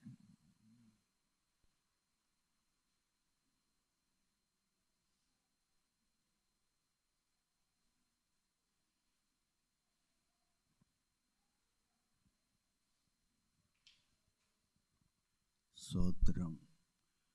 யோவான் சுவிசேஷம் 19வது அதிகாரம் 28வது வசனத்தை படிங்க. அதன் பின்பு எல்லாம் முடிந்தது என்று இயேசு அறிந்து வேத வாக்கியம் நிறைவேறத்தக்கதாக தாகமாயிருக்கிறேன் என்றார். இயேசு முடிந்தது என்று அறிந்து தாகமாயிருக்கிறேன் என்றார். இந்த வசனத்தை நான் தியானித்தபோது ஆவியானவர் சில சம்பவங்களை என்னோடு பேசினார். கர்த்தருக்கு சோத்திரம். இந்த வசனத்தை குறித்து நாம் பார்க்கும்போது தேவன் மெய்யான தேவன், இயேசு மெய்யான தேவன், இயேசு மெய்யான மனிதன். ரெண்டு காரியங்களும் அவரிடத்தில் இருக்கிறது. கர்த்தருக்கு சோத்திரம். மெய்யான மனிதன் என்பதற்கு அப்போஸ்தலனாகிய பேதுரு இயேசு கிறிஸ்துவை பிடிக்க வந்த அந்த மல்கூசனுடைய காதை தன்னுடைய பட்டயத்தினால ஒரு வெட்டு கொடுத்தான். அப்போ இயேசு பார்த்துட்டு நின்னார். உடனே அந்த காதை எடுத்து அப்படி ஒட்டி விட்டார். அல்லாட்டா அன்னைக்கு இவரை உடனே தானே எஃப்ஐஆர் போட்டு கோர்ட்டுக்கு அனுப்பி இருப்பணும். கர்த்தருக்கு சோத்திரம். அல்லேலூயா. அப்போ இயேசு மெய்யான மனிதனும் மெய்யான தேவனும். கர்த்தருக்கு சோத்திரம். ஒரு தடவை மெய்யான மனிதன் என்பதற்கு ஒரு காரியத்தை இவர் 40 நாள் உபவாசம் பண்ணினார். இயேசு 40 நாள் உபவாசம் பண்ணின உடனே அவருக்கு பசி வந்துச்சு. பசி வந்தால் எல்லாருக்குமே 10 மறந்துடும். அவருக்கு பசி உண்டாயிற்று. காரணம், அவர் மெய்யான மனிதன் ஆக இருந்ததினால அவருக்கு பசி வந்தது. கர்த்தருக்கு சோத்திரம். அவர் மெய்யான தேவன் என்பதற்கு அவர் கடல்ல நடந்தார். அது மெய்யான தெய்வம் ஆகையினால கடல்ல நடந்தார். லாசரு மரித்து போனான். அவனை அடக்கம் பண்ணினார்கள். அவனுடைய கல்லறைக்கு அண்ட போய் நின்று இயேசு கண்ணீர் விட்டார். காரணம், அவர் மெய்யான மனிதன். மனித சுபாவம், ஒரு மனிதனோட உள்ள அன்பு இருந்தபடியினால இயேசு கண்ணீர் விட்டார். அது மனித சுபாவம், மெய்யான மனிதன். ஆண்டவர் இயேசு மெய்யான மனிதனும் மெய்யான தெய்வமாக காணப்பட்டார். இந்த யோவான் சுவிசேஷம் 4ஆம் அதிகாரம் 4ஆம் வசனத்தில் இருந்து படிங்க. போதும். அவர் சமாரியா நாட்டின் வழியாய் பிரயாணத்தின் வழியாக கடந்து போய்கொண்டிருக்கிறார். அப்படி வந்து கொண்டிருக்கும்போது இயேசு களைப்படைந்தவராக ஒரு அந்த சமாரியா நாட்டில் சீகார் என்னப்பட்ட ஊரில் ஒரு கிணற்றுக்கு பக்கத்தில் அப்படியே வந்திருக்கிறார். எதுக்குன்னா அவருக்கு தாகமாக இருக்குது. அவருக்கு எப்படி இருக்குது? அவருக்கு தாகமாக இருக்குது. இப்போ யார் வருவா என்று சொல்லி அவர் பார்த்து கொண்டே இருக்கிறாரு. அப்படி இருந்தப்போ ஒரு பொம்பளை வருது. சமாரியா நாட்டாளாகிய ஒரு ஸ்திரீ வருது. எதுக்கு? தண்ணி எடுக்க வருது. தண்ணி எடுக்க வந்த உடனே இந்த இயேசு, எம்மா எனக்கு தாகத்துக்கு தா என்று தண்ணி கேட்டார். நம்மம்மா இருந்தா நம்ம என்ன சொல்லுவோம்? ஐயா பொறுங்க, நான் கோரி தாரேன், நீங்கள் குடிங்க என்று தானே சொல்லுவோம். நம்ம மனுஷ தன்மை உள்ளவிய ஒரு ஆள் தாகிச்சு தண்ணி கேட்டா நம்ம கொடுப்போமா கொடுக்க மாட்டோமா? நம்ம கொடுப்போமா கொடுக்க மாட்டோமா? நம்ம கொடுப்போம். ஆனால் அந்த அம்மா என்ன சொல்லு தெரியுமா? முதல்ல அந்த அம்மா ஜாதி பேசுது. நீர் யூதனாயிருக்க சமாரியா நாட்டாளாகிய என்னிடத்தில் உமக்கு எப்படி தண்ணி கேட்கலாம்? நான் பெரிய அந்த பாலஸ்தீன நாட்டில் பெரிய ஐஎன்எஸ் ஆபீசருக்கு மனைவியாக்கும். ஆகையினால அவங்க எப்படி தண்ணி கேட்கலான்னு அவன் வீம்பு பேசுதா.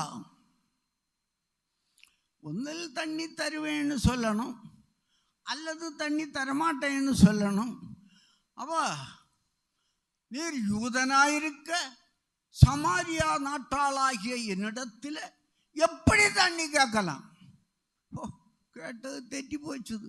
அவர் சொன்னாரம்மா, நான் உனக்கிட்ட தண்ணி கேட்டவர் இன்னாரெந்து அறிந்திருந்தா நீயே என்னிடத்துல தண்ணி கேட்டிருப்ப என்ன அவர் சொன்னார். அது மோக்கட்ட பாத்திரம் ஒன்றும் இல்லை. முதல்ல அவர் சொன்னதே தப்பிதம் பேசினா மோக்கட்ட பாத்திரம் இல்லை. சரி, இந்த அவர் சொல்லிட்டாரு, இந்த தண்ணியை குடிக்கிறவனுக்கு தாகம் உண்டாகிக்கொண்டே இருக்கும், மறுபடியும் மறுபடியும் தாகம் உண்டாகும் இந்த தண்ணியை குடிக்கிறவனுக்கு. ஆனால் நான் கொடுக்கக்கூடிய தண்ணீரை குடிக்கிறவனுக்கு ஒரு காலம் தாகம் உண்டாகாது. அது நித்திய நித்திய காலமாக அது நீரூற்றா இருக்கும், அது ஜீவ தண்ணீர் என்று சொல்லிட்டாரு. உடனே அவளுக்கு தோணிச்சுது, அப்படியா, அப்போ எனக்கும் அந்த தண்ணி வேணும் என்று கேட்டா. அவ கீழே விழுந்தாச்சு. ஆத்தியம் வீம்பு பேசினவ, ஜாதி பேசினவ, அவ கீழே விழுந்தாச்சு. சரி, உடனே எனக்கும் அந்த தண்ணி வேணும்னு கேட்ட உடனே அவர் என்ன பண்ணினாரு, நீ போய் நம்முடைய நாட்டுப்படி அரண்மனை பாசப்படி நான் சொல்லுவேன், உனக்கு மாப்பிள்ளையை கூட்டிகிட்டு வா என்று சொன்னார். எப்படி சொன்னார்? உனக்கு புருஷனை கூட்டிகிட்டு வா என்று சொன்னார். ஐயோ, எனக்கு மாப்பிள்ளை இல்லை என்று சொன்னான். நீ சொன்னது சரிதான், நீ சொன்னது சரி, உனக்கு 5 மாப்பிள்ளை மாதிரி இருந்தனும், இப்போ நான் வந்து கிடக்குவனும் உனக்கு மாப்பிள்ளை இல்லை என்று சொல்லிட்டாரு. உனக்கு 5 பேர் இருந்தனும், இப்போ இருக்கவனும் பலம் இல்லை. இவளுக்கு பருவம் என்ன ஆச்சுன்னு தெரியாது. குடத்தை கீழே வச்சு கொண்டு உடனே ஊருக்குள்ள போய் அக்கா அக்கா வாருங்க வாருங்க ஓடி வாருங்க, என்னை பற்றி ஒரு தீர்க்கதரிசனம் சொன்னார், அக்கா தங்கச்சி வா ஐயா வாருங்க வாருங்க என்ன சொல்லி எல்லாரையும் விழிச்சு கூட்டுனா.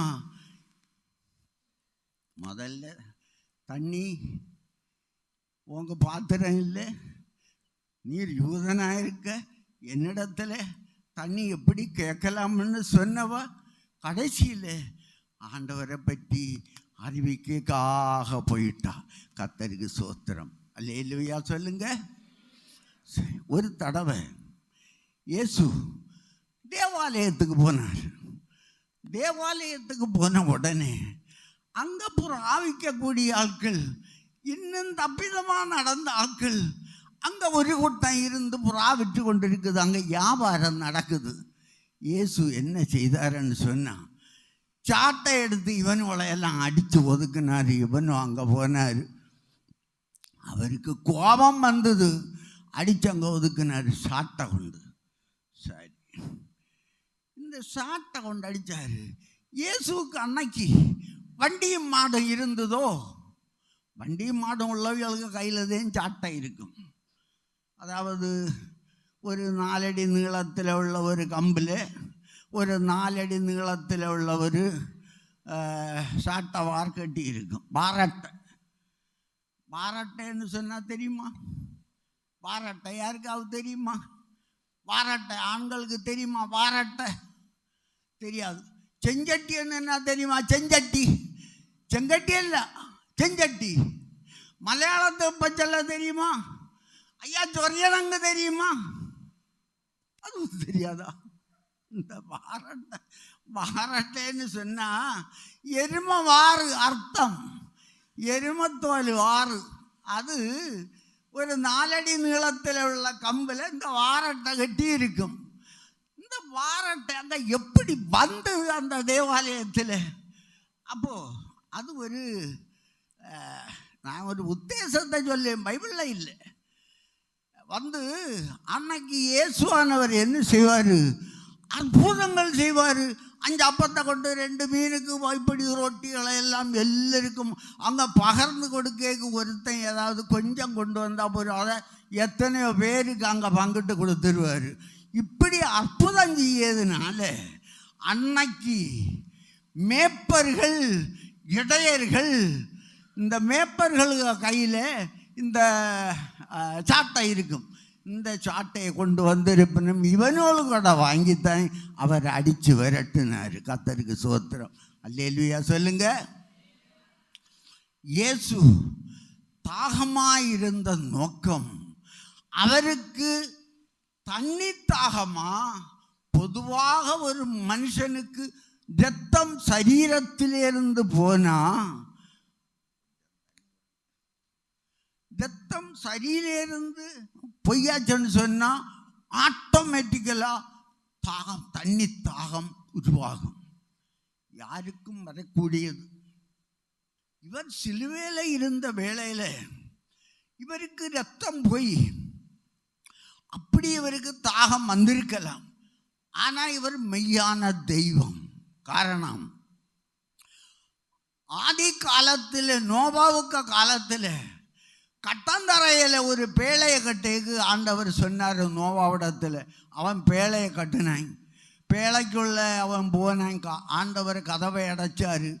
பூமியில் உள்ள மதகுகளை, வானத்தில் உள்ள மதகுகளெல்லாம் திறந்தது. பூமியில் உள்ள ஊற்றுக்கண்கள் எல்லாம் பளர்ந்தது. அப்போது இதை வருத்தின ஆண்டவருக்கு என்னையா தண்ணி தாகம்? பூமியில் இந்த தண்ணியெல்லாம் வருத்தின ஆண்டவருக்கு இது என்ன தண்ணி தாகம்? இந்த தாகம் தேவையில்லையே. இவர் சிலுவையில் இருக்கும்போது தூதன் மீகாவேலையோ தானியேலுக்கோ கட்டளை கொடுத்தா போதும், அவங்க என்ன செய்திருப்பேன்னு தண்ணி குடங்கணக்கில் கொண்டு வந்திருப்பேன். கர்த்தருக்கு ஸ்தோத்திரம். அல்லேலூயா. அவர் மெய்யான தெய்வம், மெய்யான மனுஷனாக காண்பித்தது மனுக்குலத்தை மீட்க. அல்லேலூயா. ஆதியாகமம் 11ஆம் அதிகாரம் 31ஆம் வசனம் படிங்க.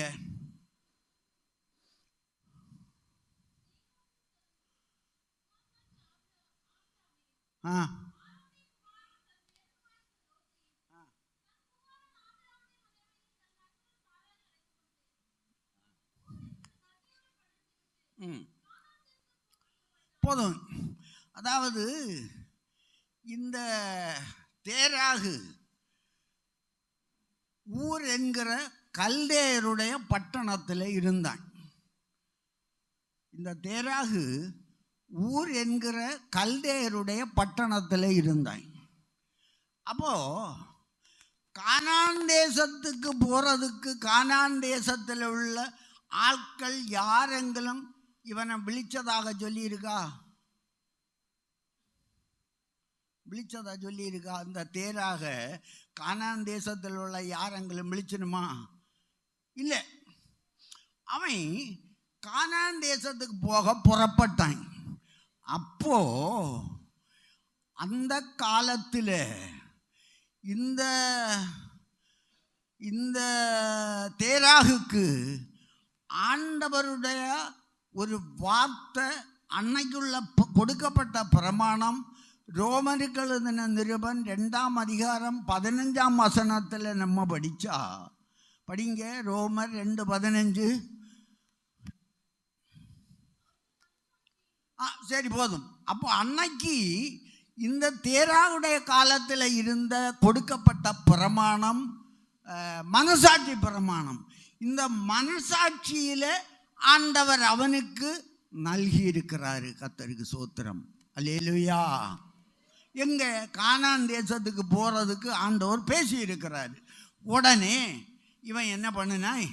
இந்த தேராகு அவனும் அங்கே வாசிக்கப்பட்ட அந்த அவனுக்கு மகனும் அந்த பார்ட்டிகளும் எல்லாரும் சேர்ந்து கல்தேருடைய பட்டணத்தை விட்டுட்டு ஆரான் மட்டும் வந்தனும். ஏதுவரை வந்தனும்? ஏதுவரை வந்தனும்? சொல்லுங்க. ஆரான். ஆரான்னு சொல்லியது பைபிளில் ஆரான்னு சொல்லி இருக்குது. அது தேசம் ஈரான். அப்போ அந்த கல்தேருடைய பட்டணத்திலேருந்து ஊர் என்கிற கல்தேருடைய பட்டணத்தை விட்டுட்டு அவன் ஆரான் மட்டும் வந்தாச்சு. அப்போது இவனுக்கு தொழில் கல்தேர், அதாவது கல்லிலே சிற்பங்களை செய்து வியாபாரம் பண்ணது இந்த தேராகுடைய தொழில். அப்போது இவன் நல்ல முறையில் இப்படி சிற்பங்களை செய்து இந்த தாராளமாக இப்படி பண்ணி அப்படி விற்பனை செய்ததுனால இந்த ஆரானில் வந்தான் பாருங்க. அங்கே உள்ள எண்ணெய் கிணறு, அங்கே உள்ள பேரீச்ச மரம் எல்லாம் பார்த்தான். அவனுக்கு இந்த வியாபாரத்தில் நல்ல பணம் வந்துச்சுது. பணம் வந்த உடனே இவன் ஆரான்லே இருந்துட்டான். கர்த்தருக்கு சோத்திரம். அல்லேலூயா. அப்போ ஆரானை விட்டு நகலேதுக்கு இவனுக்கு விருப்பமே இல்லை. ஆரான்லே இருந்தான். இவன் தின்னு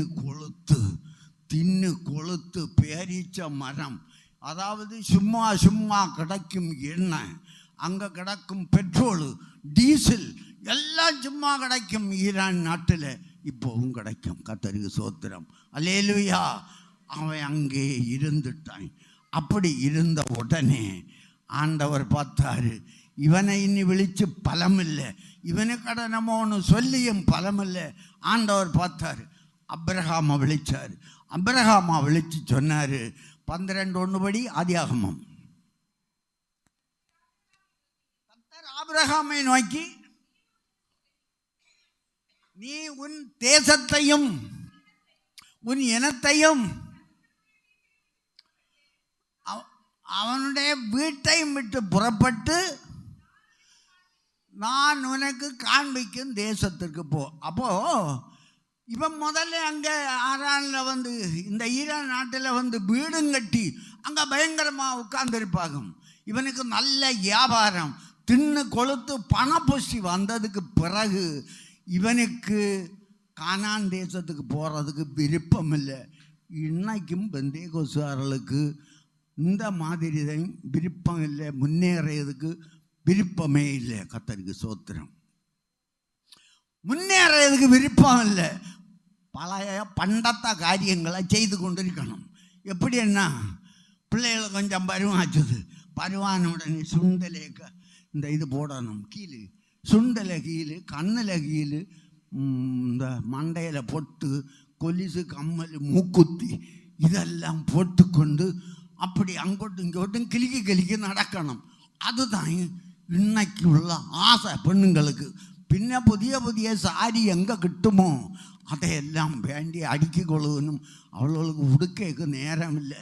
பின்ன உடுக்கையது எப்பான்னு அர்த்த ராத்திரி உடுத்துக்கொண்டு அங்கிட்டும் இங்கிட்டும் நட. கர்த்தருக்கு சோத்திரம்.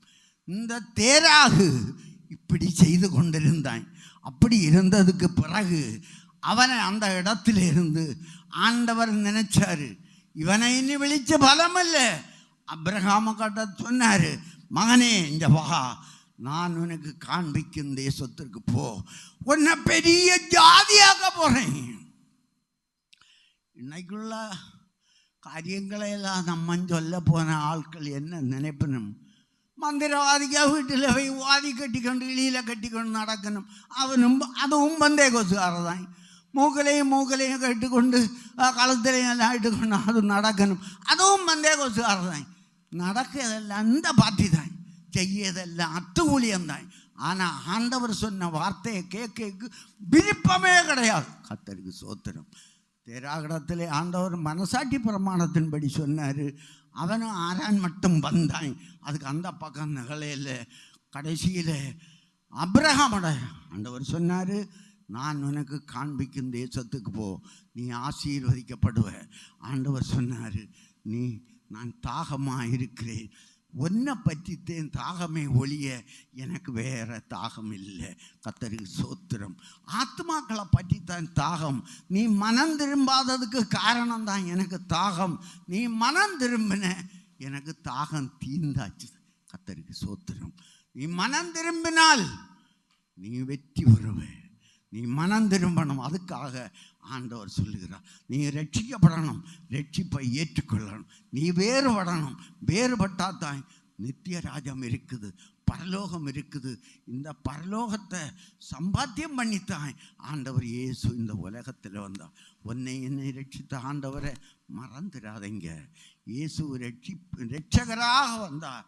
அவர் நியாயாதிபதியாய் இனிமே வரப்போறார். இனிமே வந்து அவர் நியாயம் விசாரிப்பார். நீ நான் அந்த இடத்துல நிற்க முடியாது. அன்னைக்கு அவர் நீதியாக விசாரிப்பார். அன்னைக்கு சாட்சி ஒன்றும் அவருக்கு தேவையில்லை. இன்னைக்கு செய்த குற்றங்கள் எல்லாம் அன்னைக்கு சாட்சியாக வந்து நிற்கும். அன்னைக்கு யாரும் அவருக்கு சாட்சி சொல்ல வேண்டிய தேவையில்லை.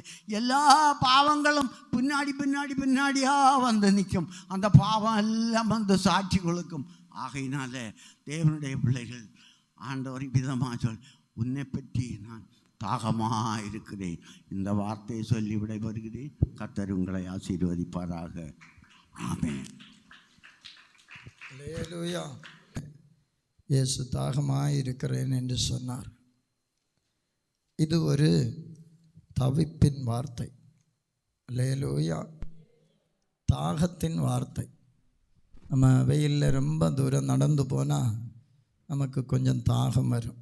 அதுபோல் நடு வெயிலில் இயேசு சிலுவையில் நிற்கிறார் இல்லையா?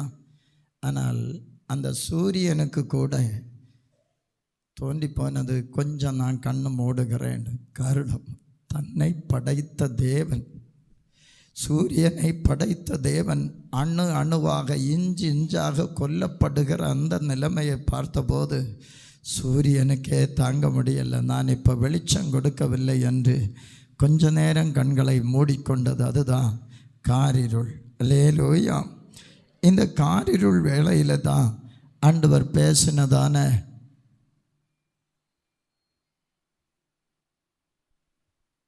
வார்த்தைகளை குறித்து தியானித்து கொண்டிருக்கிறோம். கூட்டத்தில் எழுந்து நிற்கணுமா? ஒரு மணியரை உன்னிட்ட தான் கேட்கேன். இருப்பு வரல, வந்த நேரத்தில்னு பார்க்க. அல்லேலூயா, அல்லேலூயா. இயேசு ஒரு முறை கொல்கதாவில் இயேசுவை பிடித்து கொண்டு போகிறாங்க. கசப்பு கலந்த காடியை கொடுத்த போது அவருக்கு தெரிஞ்சு போச்சு, இதில் மயக்க மருந்து சேர்த்திருக்கிறது. அல்லேலூயா. பொதுவாக மயக்க மருந்துக்காக வெள்ளைப்போளத்தை சேர்ப்பார்கள். இங்கே நம்ம ஒன்று வாசிக்கலாம். யோவான் எழுதின சுவிசேஷம் 19ஆம் அதிகாரம் 29வது வசனம். காடி நிறைந்த பாத்திரம் அங்கே வைக்கப்பட்டிருந்தது. கடற்காளானை காடியிலே தோய்த்து ஈசோப்பு தண்டில் மாட்டி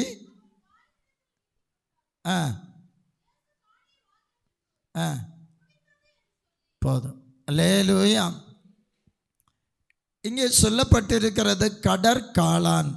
கடற்காளான் என்றால் கடலில் உள்ள பாறை இடுக்குகளில் வளரக்கூடிய ஒரு விதமான செடி.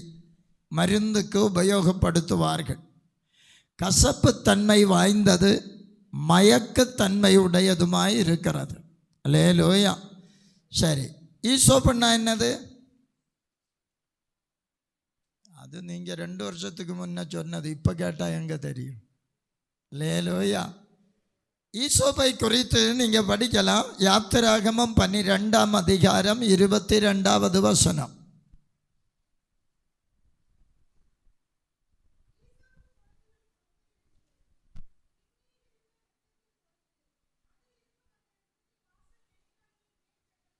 இந்த ஈசோப்பு தண்டினால தான் பலியிடப்பட்ட ஆட்டினுடைய இரத்தத்தை எடுத்து நிலைக்கால்களிலே பூச பிரயோஜனப்படுத்துவார்கள். அதே போல் ஈசோப்பு தண்டினால கடற்காளானாகிய இந்த செடியை எடுத்து என்ன செய்வாங்க? வெள்ளைப்போளம் கலந்த அந்த காடியில் தோய்த்து இயேசுவிடத்தில் நீட்டினார். அவர் குடிக்கவில்லை, வாங்கினார் என்று தான் சொல்லப்பட்டிருக்கிறது. அல்லேலூயா. அவர் சொன்னது, ஆத்தும தாகத்தை குறித்து அங்கே சொல்லப்பட்டிருக்கிறது. அவருடைய தாகம் என்ன தெரியுமா? யோவான் சுவிசேஷம் 4ஆம் அதிகாரம் 34வது வசனத்தை வாசிக்கலாம்.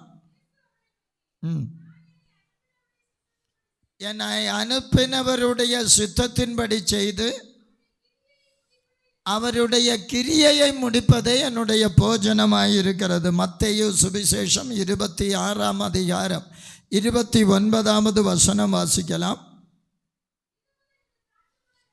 இது முதல் இந்த திராட்சைப்பழ ரசத்தை நவமானதா இனி பிதாவின் ராஜ்யத்தில் தான் குடிப்பேனே தவிர இனி ஒரு பஸ்கா எனக்கு இல்லை. அல்லேலூயா, அல்லேலூயா. ஆகவே இந்த நாட்களில் ஆண்டவர் நமக்காகத்தான் அந்த பஸ்கா பண்டிகை ஆரம்பித்த நேரம் முதலே அவர் எதையும் புசிக்கவில்லை, எதையும் குடிக்கவில்லை.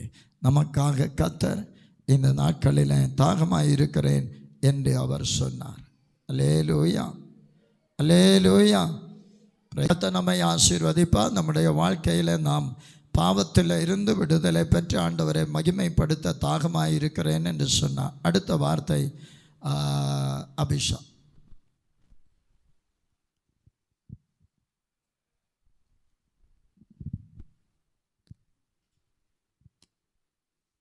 கர்த்தருடைய பரிசுத்த நாமத்திற்கு மகிமை உண்டாவதாக. இங்கு கூடி வந்திருக்கிற யாவரையும் இயேசு கிறிஸ்துவின் நாமத்தினாலே வாழ்த்தி வரவேற்கிறேன். பிதாவாகிய தேவனின் அநாதி தீர்மானத்தின்படியே சகல ஜனங்களின் பாவ நிவாரண பலியாக எந்த குற்றமும் செய்யாத இயேசு 2 குற்றவாளிகள் நடுவில் ஒரு குற்றம் சுமத்தப்பட்டவராக காணப்பட்டார். அந்த கல்வாரி மேட்டில் இயேசு ரத்தம் சிந்த அந்த கேடடைந்தவராக காணப்பட்டார்.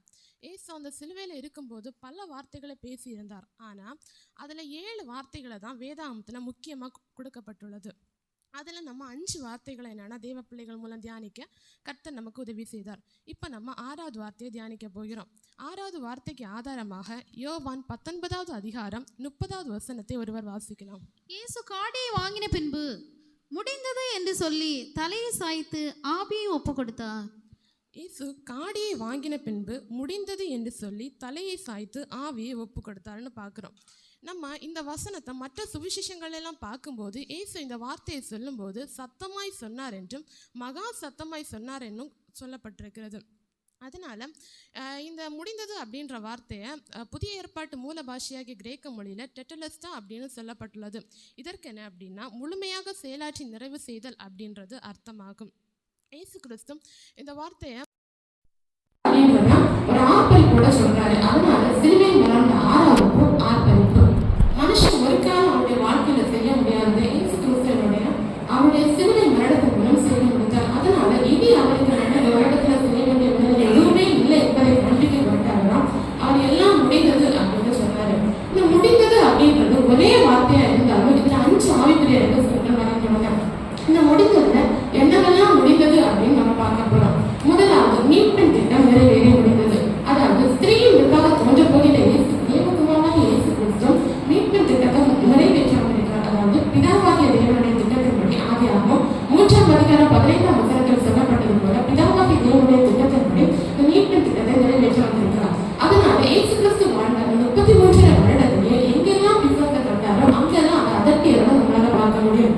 அது மாத்திரமல்ல இறுதியாக இரத்த சிந்துதல் இல்லாமல் பாவ மன்னிப்பு இல்லை அப்படின்றத காண்பித்து கொடுத்தாங்கன்னா இயேசு கிறிஸ்து தன்னை ஒரு வழியாக ஒரு விரயமாக செலுத்தி ஒரு மீட்பின் திட்டத்தை நிறைவேற்றினார். இயேசு கிறிஸ்துவின் கடைசி தொட்டு ரத்தம் வர சிந்துவதற்கு சாட்சியாகனா இயேசு கிறிஸ்துவின் விழாவிலிருந்து தண்ணீர் புறப்பட்டு வந்ததை நம்ம பார்க்க முடியும். இதனாலதான் இயேசு கிறிஸ்து முடிந்தது அப்படின்னு சொன்னார். பிதா எனக்கு தந்த மீட்பின் திட்டத்தை நான் முடிச்சேன் அப்படின்ற ஒரு ஆர்ப்பரிப்போட முடிந்தது அப்படின்னு சொன்னாரு. 2ஆவதாக நம்ம பார்க்கும்போது இயேசு கிறிஸ்துவின் ஊழியம் நிறைவேறி முடிந்தது. பிதாவாகிய தேவன் இயேசு கிறிஸ்துவுக்கு கொடுத்த ஊழியத்தை அவர் நிறைவேற்ற முடிந்தார் அப்படின்னு நம்ம பார்க்கிறோம். அதாவது பாவிகளை ரட்சிக்க, இழந்து போனதை தேட, கெட்டு போனதை ரட்சிக்க, மனம் திரும்ப பண்ண, ஊழியம் செய்ய, விசுவாசத்தை கடைசியாக அவர் முழுமையாக அர்ப்பணிக்க இப்படின்னு 21 விதமான ஊழியங்கள் என்னன்னா பிதா இயேசு கிறிஸ்துவுக்கு கொடுத்திருந்தாரு. ஆனா இந்த இயேசு கிறிஸ்து இந்த 3.5 வருடங்கள் இந்த 21 விதமான ஊழியங்களை நிறைவேறி முடித்ததுனாலதான் முடிந்தது அப்படின்னு சொன்னாரு. ஆனா இயேசு கிறிஸ்து பிதா தனக்கு கொடுத்த ஊழியத்தை முடிந்தது அப்படின்றத ஆர்ப்பரிப்போட உணர்ந்துவிட்டார். 3ஆவது நம்ம பார்க்கும்போது முழு திரையும் செலுத்தப்பட்டு முடிந்தது. அதாவது செய்யற ஒரு பெரிய பாவத்துக்கு அதிகபட்சமான தண்டனையே மரணம். அந்த மரணத்தை தான் இயேசு கிறிஸ்து அவருடைய சரீரத்தில் ஏற்றுக்கொண்டார். அதனாலதான் யோவான் 19:30 சொல்லப்பட்டது மாதிரி முடிந்தது அப்படின்ற வார்த்தையில தேவ பிள்ளைகளாகிய நாமும் எல்லாம் செலுத்தப்பட்டு முடிந்தது அப்படின்னு சொல்ல நம்ம பழகி கொள்ள வேண்டும். இனி நமக்கு எதிராளியாக பிசாசு என்னன்னா நமக்கு விரோதமாக எழுதும் போது இனி நம்ம பிசாசை பார்த்து சொல்லணும், பிசாசு இனி என்னிடத்துல உனக்கு இடம் இல்லை, என்னுடைய பாவத்துக்கான தண்டனை என்னன்னா சிலுவையிலே செலுத்தி முடித்தார் அப்படின்ற ஒரு தைரியமான ஆர்ப்பரிப்புடன் எல்லாமே செலுத்தப்பட்டு முடிந்தது அப்படின்ற ஆர்ப்பரிப்புடன் நம்ம சொல்ல பழகி கொள்ள வேண்டும். இதனாலதான் இயேசு எல்லாத்தையும் செலுத்தப்பட்டு முடிந்தது அப்படின்னு சொல்றதுதான் முடிந்தது அப்படின்றத ஆர்ப்பரிப்போட சொல்றாரு. நாலாவதாக நம்ம பார்க்கும்போது நியாயப்பிரமாணத்தை நிறைவேற்றி முடித்தார். அதாவது நம்ம இப்ப வாழ்ற காலம் என்னன்னா கிருபையின் காலம். இந்த கிருபையின் காலத்தை சபையின் காலம் அப்படின்னு சொல்லலாம். ஆனா நியாயப்பிரமாண காலம் அப்படின்னா யாத்ராகமம் 20ஆம் அதிகாரத்திலிருந்து தொடங்கி அப்போஸ்தலர் 1ஆம் அதிகாரம் வரை இந்த நியாயப்பிரமாண காலமா காணப்பட்டது. அதுக்கப்புறமா அப்போஸ்தலர் 2ஆம் அதிகாரம் 47ஆம் வசனத்திலிருந்து புதிய ஏற்பாட்டு சபை உருவானது.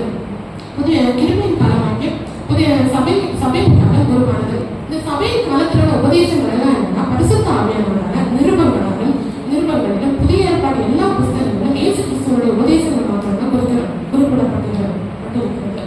இந்த நியாயப்பிரமாண காலத்துல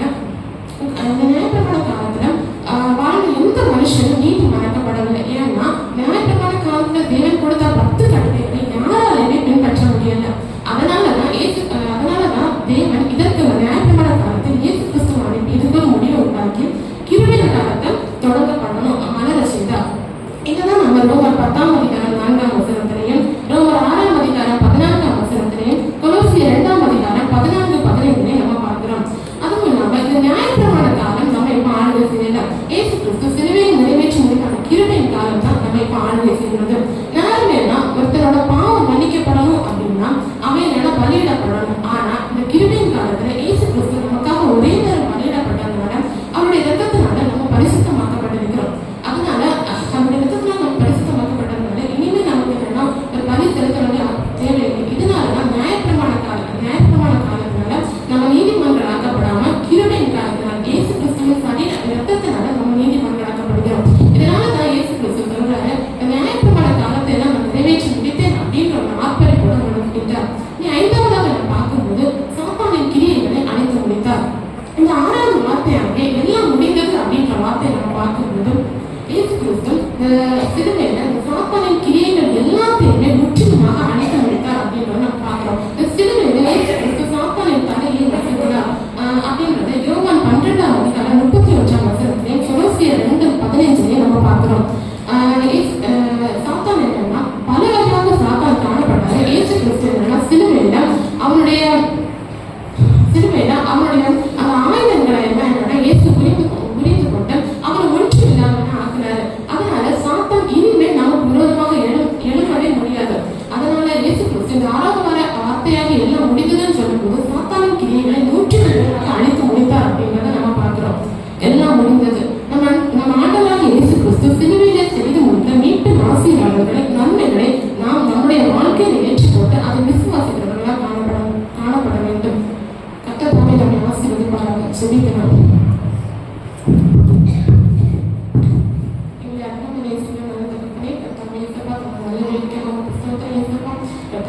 முடிந்தது அப்படின்ற வார்த்தை குறித்து கர்த்தாவே தியானிக்க கர்த்தாவே உதவி செய்ய சிலுவையில நிறைவேற்றி முடித்த மீட்பு திட்டங்களை நன்மைகளை கர்த்தாவே நாங்கள் என்னுடைய வாழ்க்கையை ஏற்றுக்கொண்டு விசுவாசித்து கர்த்தாவே அதன்படி கர்த்தாவே ஜீவிக்க எங்களுக்கு தாங்க. மீதியான நேரங்களை நீரே பொருட்படுத்துகிறோம். காத்துள்ள இயேசு நாமத்தில் ஜெபிக்கிறேன்.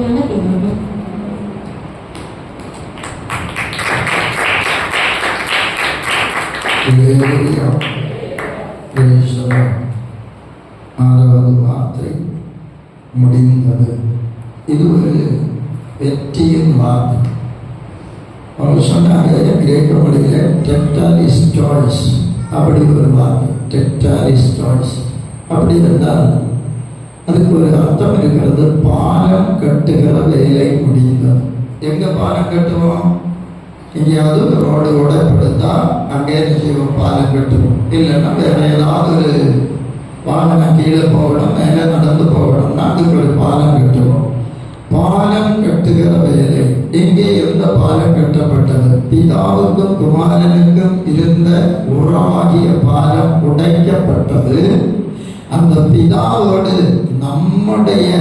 நம்மோடு சேர்த்து கொள்ளுகிற அந்த உறவாகிய பாலம் திரும்ப கட்டப்பட்டது. அல்லேலூயா. ஆகவே அநேக காரியங்கள், மீட்பின் கிரியைகள் எல்லாத்தையும் ஆண்டவர் முடித்தார். ஆதியாகமம் 2ஆம் அதிகாரம் 1வது வசனத்தில் நாம் படிக்கும் போது வாசிங்க. ஆதியாகமம் 2:1.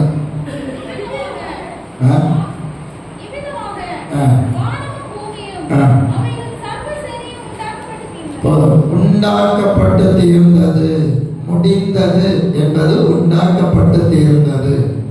யோவான் 19:30 நம்ம படிக்கிறோம், மீட்பின் கிரியைகள் முடிந்தது. வெளிப்படுத்தல் 10:6-7 வசனங்களிலேயும், வெளிப்படுத்தல் 14-17 வசனத்திலேயும் அனைத்து வேலையும் முடிந்ததாக அங்கே நிறைவேறும் என்று சொல்லப்பட்டிருக்கிறதாகவே இயேசு கிறிஸ்து 6ஆம் நாளிலே படைப்பை எல்லாம் முடித்தார். 6வது வார்த்தையிலே அவர் எல்லாம் முடிந்தது என்று சொன்னார். அல்லேலூயா. இவ்வளவு தூரம் கொடுமையான ஒரு சூழ்நிலையிலே காணப்பட்டாலும் அவர் எந்த காரியத்தையும் வாய் பிசகாதபடி அவர் பேசியிருக்கிறார். மன அளவில், சரீர அளவில் நேர்மையாக, நிதானமாக ஆண்டவர் பேசியிருக்கிறதை நாம் காணுகிறோம். ஆகவே இந்த நாட்களில் அப்படிப்பட்ட கிரியைகள் முடிகிறது.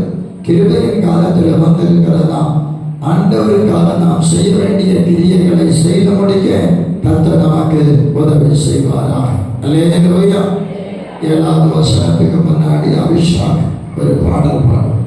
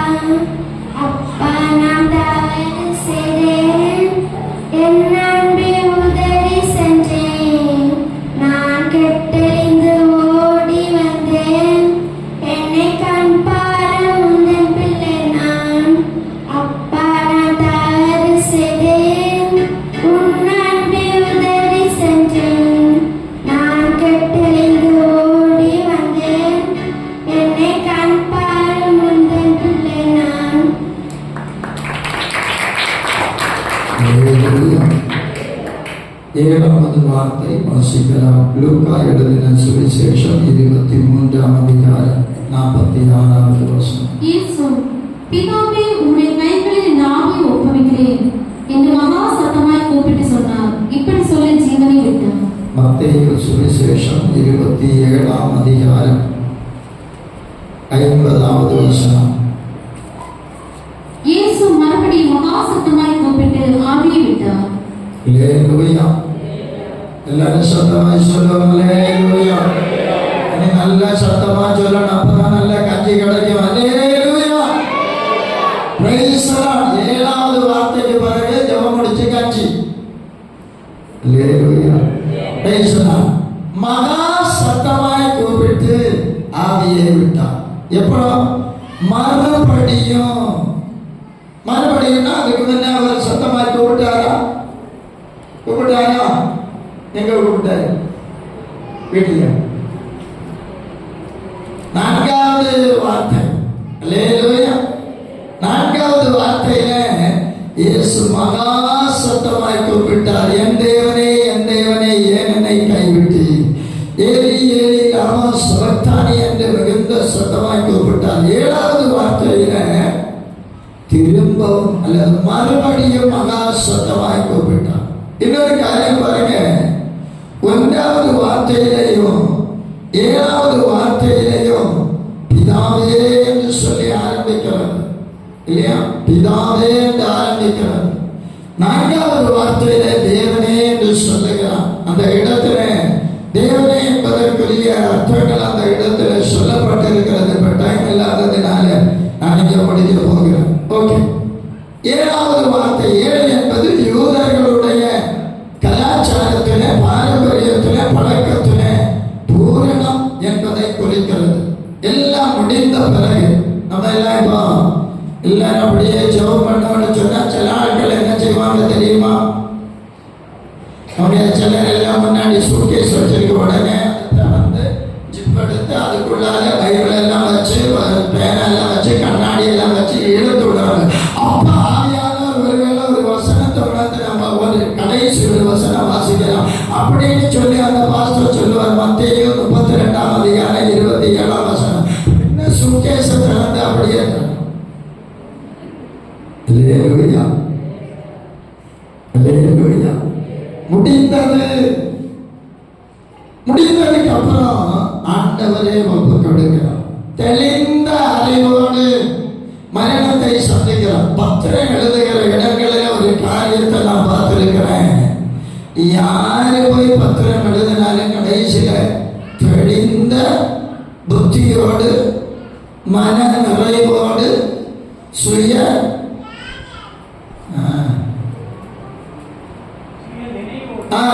நினைவோடு எல்லாம் எழுதி நமக்கு வாசித்து காண்பித்து தான் அதை கையெழுத்து போட சொல்லுவாங்க. அப்போ இயேசு கிறிஸ்து சிலுவையில இவ்வளவு உபத்திரவப்படுத்தப்பட்ட பிறகும் அவர் சுய நினைவோடு இருந்தார் என்பதை நாம் அறிந்து கொள்ளணும். யூதர்களுடைய பாரம்பரியத்திலே 7 என்பது பூரணத்தை குறிக்கிறது. இதுக்கு அப்பாலே இனி ஒண்ணு இல்லை. கடைசியாக ஆண்டவர் ஒப்பு கொடுக்கிறார். அல்லேலூயா. 6ஆம் நாளிலே ஆண்டவர் மனிதனை படைத்தார். 7ஆம் நாளிலே ஓய்ந்திருந்தார். அவர் இறுதியாக ஓய்ந்திருந்தார் என்று சொன்னார். எப்படி இருந்திருப்பார்? பைபிள் காலேஜில் ப்ரொஃபஸர் கிளாஸ் எடுக்கும் போது சொன்னார், 7ஆம் நாள் ஓய்ந்திருந்தார்னா என்ன பண்ணியிருப்பார்? கட்டில் போட்டு பெட்ஷீட் போட்டு படுத்து தூங்கி இருப்பாரா அப்படின்னு அவர் கேட்டார். அல்லேலூயா. வேலைகள் இல்லை, ஆண்டவருக்காக பிதாவுக்காக அதை பரிசுத்தப்படுத்தினார். இங்கே நாம் பார்க்கிறோம், இந்த வசனத்திலே இருந்து 3 காரியங்களை நாம் படிக்கிறோம். ஒன்று, பிதாவே என்கிற வார்த்தை. அல்லேலூயா. ஒப்பு கொடுத்தலின் வார்த்தை. ஒப்பு கொடுக்கும் போது நேர்மையாக உண்மையாக பிதாவை கூப்பிட்டு ஒப்பு கொடுக்கிறார். அல்லேலூயா. சிலர் வந்து வீடுகளில் சாவியை ஒப்பு கொடுப்பாங்க, நேர போய் ஒப்பு கொடுக்க மாட்டாங்க, பிள்ளைகிட்ட கொடுத்து விடுவாங்க, இன்னொரு ஆளிடத்துல கொடுத்து விடுவாங்க. காரணம் என்ன தெரியுமா? அவங்க கிட்ட ஒழுங்கா பேச்சு இல்லை. அதனால வேற ஒரு ஆளை அடவு வச்சு கொண்டு கொடுக்கிறது. பாஸ்டர் கொடுத்தாரு, இல்லைன்னா இன்னொரு ஆள் கொடுத்தாரு. இல்லையா? அப்படி இயேசு ஏஜென்ட் வைக்கல, தாமாகவே ஒப்பு கொடுத்தா. ஒரு முறை கூட அந்த வசனத்தை வாசிக்கலாம்.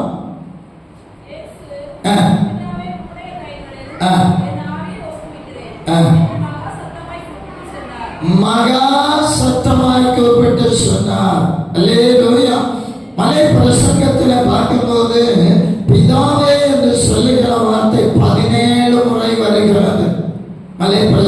Mattheyu 5, 6, 7. யோவான் சுவிசேஷம் 14, 15, 16 படிக்கும்போது 45 முறை பிதாவே என்று கூப்பிடுகிறார். அவருடைய இறுதி ஜெபமாகிய யோவான் 17ஆம் அதிகாரத்தில் அவர் 6 முறை பிதாவே என்று சொல்லுகிறார். அப்படின்னா பிதாவுக்கு இயேசுக்கு இருக்கிற உறவு அவ்வளவு நெருக்கமாக இருக்கிறது. அல்லேலூயா. இரண்டாவதாக தம்முடைய ஜீவனை அவர் ஒப்புக் கொடுக்கிறார். தம்முடைய ஜீவனை ஆண்டவருக்காக ஒப்புக் கொடுக்கிறார். அப்போஸ்தலர் நடவடிக்கைகள் 7ஆம் அதிகாரம் 59ஆம் வசனத்தில் ஸ்தேவானை குறித்து அங்கே படிக்கிறோம். அவன் ஸ்தேவான் ஒப்புக் கொடுக்கவில்லை. வாசிக்கலாமா? என் ஆவியை ஏற்றுக்கொள்ளும் என்று ஒரு ரிக்வஸ்ட். நான் போன வாரத்தில் கேட்ட ரத்தனமணி மாமா வருமா, சினியா மாமா வருமா, 6 மணிக்கு வருமா, அப்படி நம்ம ரிக்வஸ்ட் தான் பண்ண முடியும். சொன்னது போல 2 அடி குச்சியில 6 அடி நீளத்தில் சாட்டை கயிறை கொண்டு எழுப்பனையால வண்டியால நான் கேட்க முடியாது ரிக்வஸ்ட். ஆனால் இயேசு தாமாகவே ஜீவனை ஒப்பு கொடுத்தார். அல்லேலூயா. எவ்வளவு பெரிய காரியம். மயக்கிற சிலரை பார்த்துருப்பீங்க. அந்த மரண வேலையில பயங்கரத்துகள், பயங்கர ஒரு என்ன சொல்லுகிறான், அந்த ஒரு உறுதி இல்லாத தன்மைய பயந்து நடுங்கிக் கொண்டிருப்பாங்க. ஆனா இயேசுக்கு ஒரு நடுக்கமும் இல்லை. பிதாவே உன்னுடைய கைகளில் என் ஆவியை ஒப்புக் கொடுக்கிறேன் என்று அவர் தலையை சாய்த்து ஒப்புக் கொடுக்கிறார். அல்லேலூயா. அல்லேலூயா. ஒரு பெரிய பாவம் செய்த ஆதாம் ஏவாளை அழித்துவிட்டு வேறொரு சந்ததியை ஏற்படுத்தி இருக்கிறார். ஆனால் ஆண்டவர் அதற்கு முன்வரவில்லை.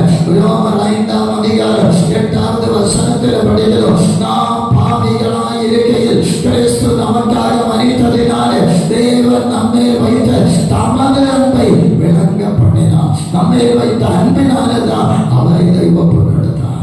இதற்காக தம்முடைய குமாரனை ஒப்புக் கொடுத்தார். அருமையான தேவ பிள்ளைகளை, ஒரு அகஸ்டின் என்று சொல்லுகிற புனித அகஸ்டின் அவர்கள் சொல்லுகிறாங்க, இயேசுனுடைய மரணத்தை காலம் நிர்ணயிக்கவில்லை, அவரே நிர்ணயித்தார். ஒருவேளை பிதாவுக்கிட்ட கேட்டு, அப்பா நான் ஒரு 2 வருஷம் கூட பொறுத்து, எனக்கு 33 தான் ஆச்சு, 35 வயசுல நான் ஒப்பு கொடுக்கிறேன்னு சொன்னா பிதா சம்மதித்திருப்பான். ஆனா அப்படி கேட்கல. இவரே ஒப்பு கொடுத்தார். இவரே தலையை சாய்த்து ஒப்பு கொடுத்தார். அதுல இன்னொரு காரியம், தலையை சாய்த்து ஒப்பு கொடுக்கிறார். கிரேக்க மொழியில கிளிக்னாஸ் அப்படி ஒரு வார்த்தை. கிளிக்னாஸ் அப்படின்னா சாய்த்து போடு அல்லது கவிழ்த்து போடு. நம்ம சொல்லுவோம் சரிச்சு போடுன்னு சொல்லுவோம். அல்லேலூயா. அப்ப அந்த சாய்த்து போடுகிற தன்மையை இயேசு முதல்ல செய்தார். பொதுவா செத்து போன பிறகுதானே இருக்க தலையை என்ன செய்யும், கவிழ்ந்து போகும். ஆனா இயேசு முதல்ல தலையை சாய் அந்த சுய நினைவு இருந்தது என்பதை அது வெளிப்படுத்துகிறது. எபிரேயருக்கு எழுதின நிருபம் 11ஆம் அதிகாரம் 34வது வசனத்தை வாசிக்கலாம். அக்கினியின் உக்கிரத்தை அமைத்தார்கள்,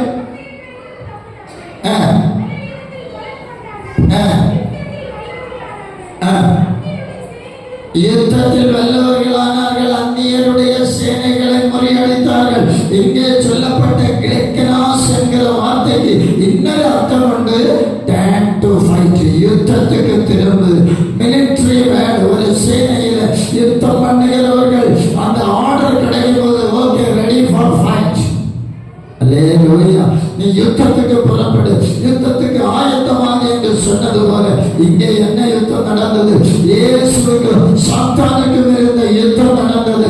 இயேசு வெற்றி கொண்டார். ஆதியாகமம் 3:15 சொல்லப்பட்ட ஸ்திரீயின் வெற்றி அங்கே சாத்தானை நசுக்கினதை இந்த இடத்தில் நிறைவேற்றி முடித்தார். அருமையான தேவ பிள்ளையை, உன்னித்துக்கு அவளுக்கு பகையை உண்டாக்குவேன் என்று சொன்னார். பிறந்த நாளிலே, கனிவுற்ற நாளிலே இருந்த பகைமை, அந்த வறுமை அங்கே பவுல் சொல்லுகிறார். மரணமேவும் கூறுங்க, பாதாளமேவும் ஜெயமெங்க என்று மரணத்தை சவாலிட்டு பேசுகிற அந்த இடத்துல கூட இயேசு உறுதியாய் சொல்லுகிறார், இந்த மரணம் இனி என்னை ஒன்று செய்ய முடியாது. பாதாளத்தையும் மரணத்தையும் ஜெயித்து அவர் உன்னதங்களிலே கடந்து வந்திருக்கிறார். அருமையான தேவ பிள்ளைகளை, இந்த நாட்களிலே நாம் பார்க்கும்போது ஆண்டவர் தமது ஜீவனை ஒப்பு கொடுத்திருக்கிறார். ஒன்று, பிதாவே இந்த வார்த்தையினாலே அவர் கூப்பிட்டிருக்கிறார். இரண்டாவது, தம்முடைய ஜீவனை தாமே ஒப்பு கொடுத்தார். அது தோல்வி அல்ல, வெற்றிக்கு அடையாளம். மூன்றாவதாக வேத வாக்கியங்கள் நிறைவேறும்படியா இயேசுவின் பிறப்பு முதல் மரணம் வரைக்கும் சுமார் 330 தீர்க்க தரிசனங்கள் உரைக்கப்பட்டு நிறைவேறி இருக்கிறது. ஆனால் அவற்றிலே மரண நாளில மட்டும் 50 தீர்க்க தரிசனங்கள் நிறைவேறி இருக்கிறது. அருமையான தேவ பிள்ளைகள், அவருடைய மரணம் நமக்கு ஜீவனை தரும்படியா இது வைக்கப்பட்டிருக்கிறதாகவே நாம் தோற்றவர்களை கட்டி இகழுகிற அந்த நிலைமையில அல்ல, ஆண்டவர் அந்த இகழ்ச்சியை தாண்டி வந்தார். ரோமர்களுக்குள்ள அங்கே ஒரு சூழ்நிலை உண்டு. என்னன்னா, இந்த கைகள் கால்களிலே கட்டி அவர்களை கொண்டு சேனை வீரர்கள் கொண்டு வந்து அவர்களை மரணத்துக்கு ஒப்பு கொடுக்கும்னாங்க. இகழ்ந்து பேசுவாங்க. நீ என்னல நீ செய்த, உன்னால என்ன முடியும், நீ என்ன பெரிய இதா, அப்படி இப்படின்னு எல்லாம் பேசுவாங்க. இயேசுவையும் இகழ்ந்தார்கள், அவமானப்படுத்தி பார்த்தாங்க. இயேசு அதுல ஒன்றிலையும் தோற்று போகல. இயேசு ஒன்றிலையும் தோற்று போகல. 2 தீமோத்தேயு 1ஆம் அதிகாரம் 10வது வசனம் வாசிக்கலாம். இயேசு கிறிஸ்து பிரசன்னமானதினாலே அந்த கிருபை இப்போது வெளிப்படுத்தப்பட்டிருக்கிறது. மரணத்தை பரிகரித்து, அப்படின்னா ஜெயித்து அல்லது மேற்கொண்டு ஜீவனை அழியாமையும் சுவிசேஷத்தினால் நிறைவேற்றினார். வேத வாக்கியம் நிறைவேறிக் கொண்டிருக்கிறது. பிலிப்பியர் 1:21 பவுல் சொல்லுகிறார், கிறிஸ்து எனக்கு ஜீவன், சாமி எனக்கு ஆதாயம். அருமையான தேவ பிள்ளையே, இயேசு கிறிஸ்து இந்த உலகத்தில் மரித்தார் என்றார், அடக்கம் பண்ணப்பட்டார் என்றார், சிலுவையில் அறையப்பட்டார் என்றார். நாம் விசுவாசத்தோடு கிறிஸ்துவுக்குள்ளாக வாழப்படியா ஒரே ஒரு வசனத்தை வாசித்து முடிக்கலாம். எபிரேயருக்கு எழுதின நிருபம் 11ஆம் அதிகாரம் 13வது வசனத்தை வாசிக்கலாம். இவர்கள் எல்லாரும் வாக்குத்தத்தம் பண்ணப்பட்டதை அடையாமல் நம்பி அணைத்துக் கொண்டு பூமியின் மேல் தங்களை அந்நியரும் பரதேசிகளுமாய் அறிக்கையிட்டு விசுவாசத்தோடு மரித்தார்கள். அல்லேலூயா. இயேசுவினுடைய மரணம் விசுவாசத்தினால் உண்டான மரணம். இயேசுவை விசுவாசிக்கிறவர்களுடைய மரணம் விசுவாசத்தினால் உண்டாகிற மரணம். இன்றைக்கு நாம் விசுவாசித்து அந்த மரணத்தை ஏற்றுக்கொள்வோம் என்றால், இயேசுவின் மரணத்தை விசுவாசிப்போம் என்றால், நமக்காக ஒரு நித்திய ஜீவனை ஆண்டவர் வைத்திருக்கிறார். நம்ம எல்லாரும் கர்த்தரை ஸ்தோத்திரிப்போம். அல்லேலூயா. ஒரு 5 மினிட் கூட பொறுக்கலாமா? பொறுக்கலாம்னு உள்ளவங்க கடமையாற்ற ஒரு 5 மினிட். சரி, ஓகே, ஓடிவாங்க சிஸ்டர், ஓடிவாங்க. ஒரு பாட்டு பாட கேட்டார், பாடிட்டு மணி முடியும்.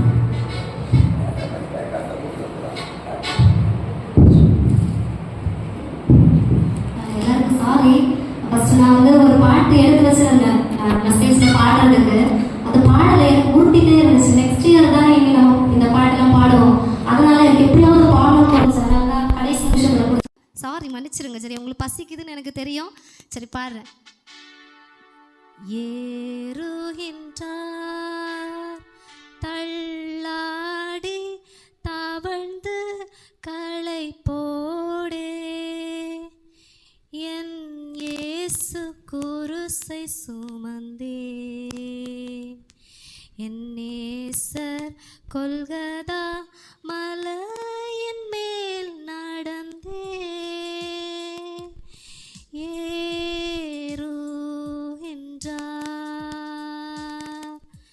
கன்னத்தில் அவன் ஓங்கி அடிக்க, சின்ன பிள்ளை போல் ஏங்கி நின்றார். கன்னத்தில் அவன் ஓங்கி அடிக்க, சின்ன பிள்ளை போல் ஏங்கி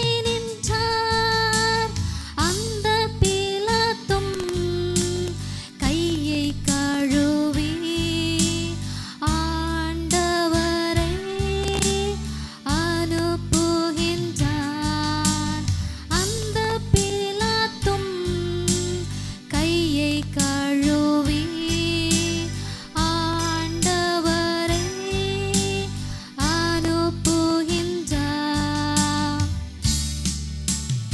இந்த பாடுகள் உந்தன் வாழ்வுக்காய் சொந்தப்படுத்தி ஏற்றுக்கொண்டார். இந்த பாடுகள் உந்தன் வாழ்வுக்காய் சொந்தப்படுத்தி ஏற்றுக்கொண்டார். நேசிக்கின்றாயோ இயேசுநாதரை? நேசித்து வா குருசெடுத்தே. நேசிக்கின்றாயோ இயேசுநாதரை?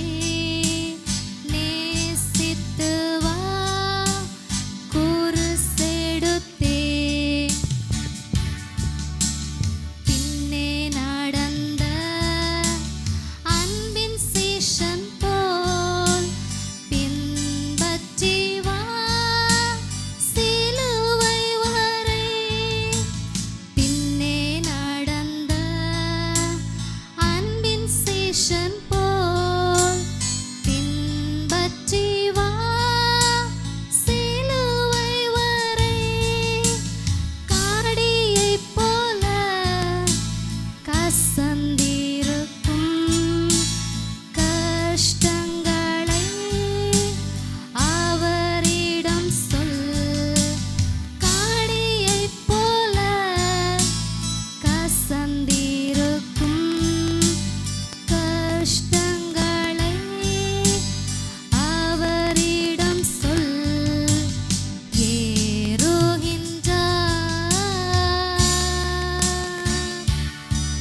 தள்ளாடி தவழ்ந்து களைப்போடே.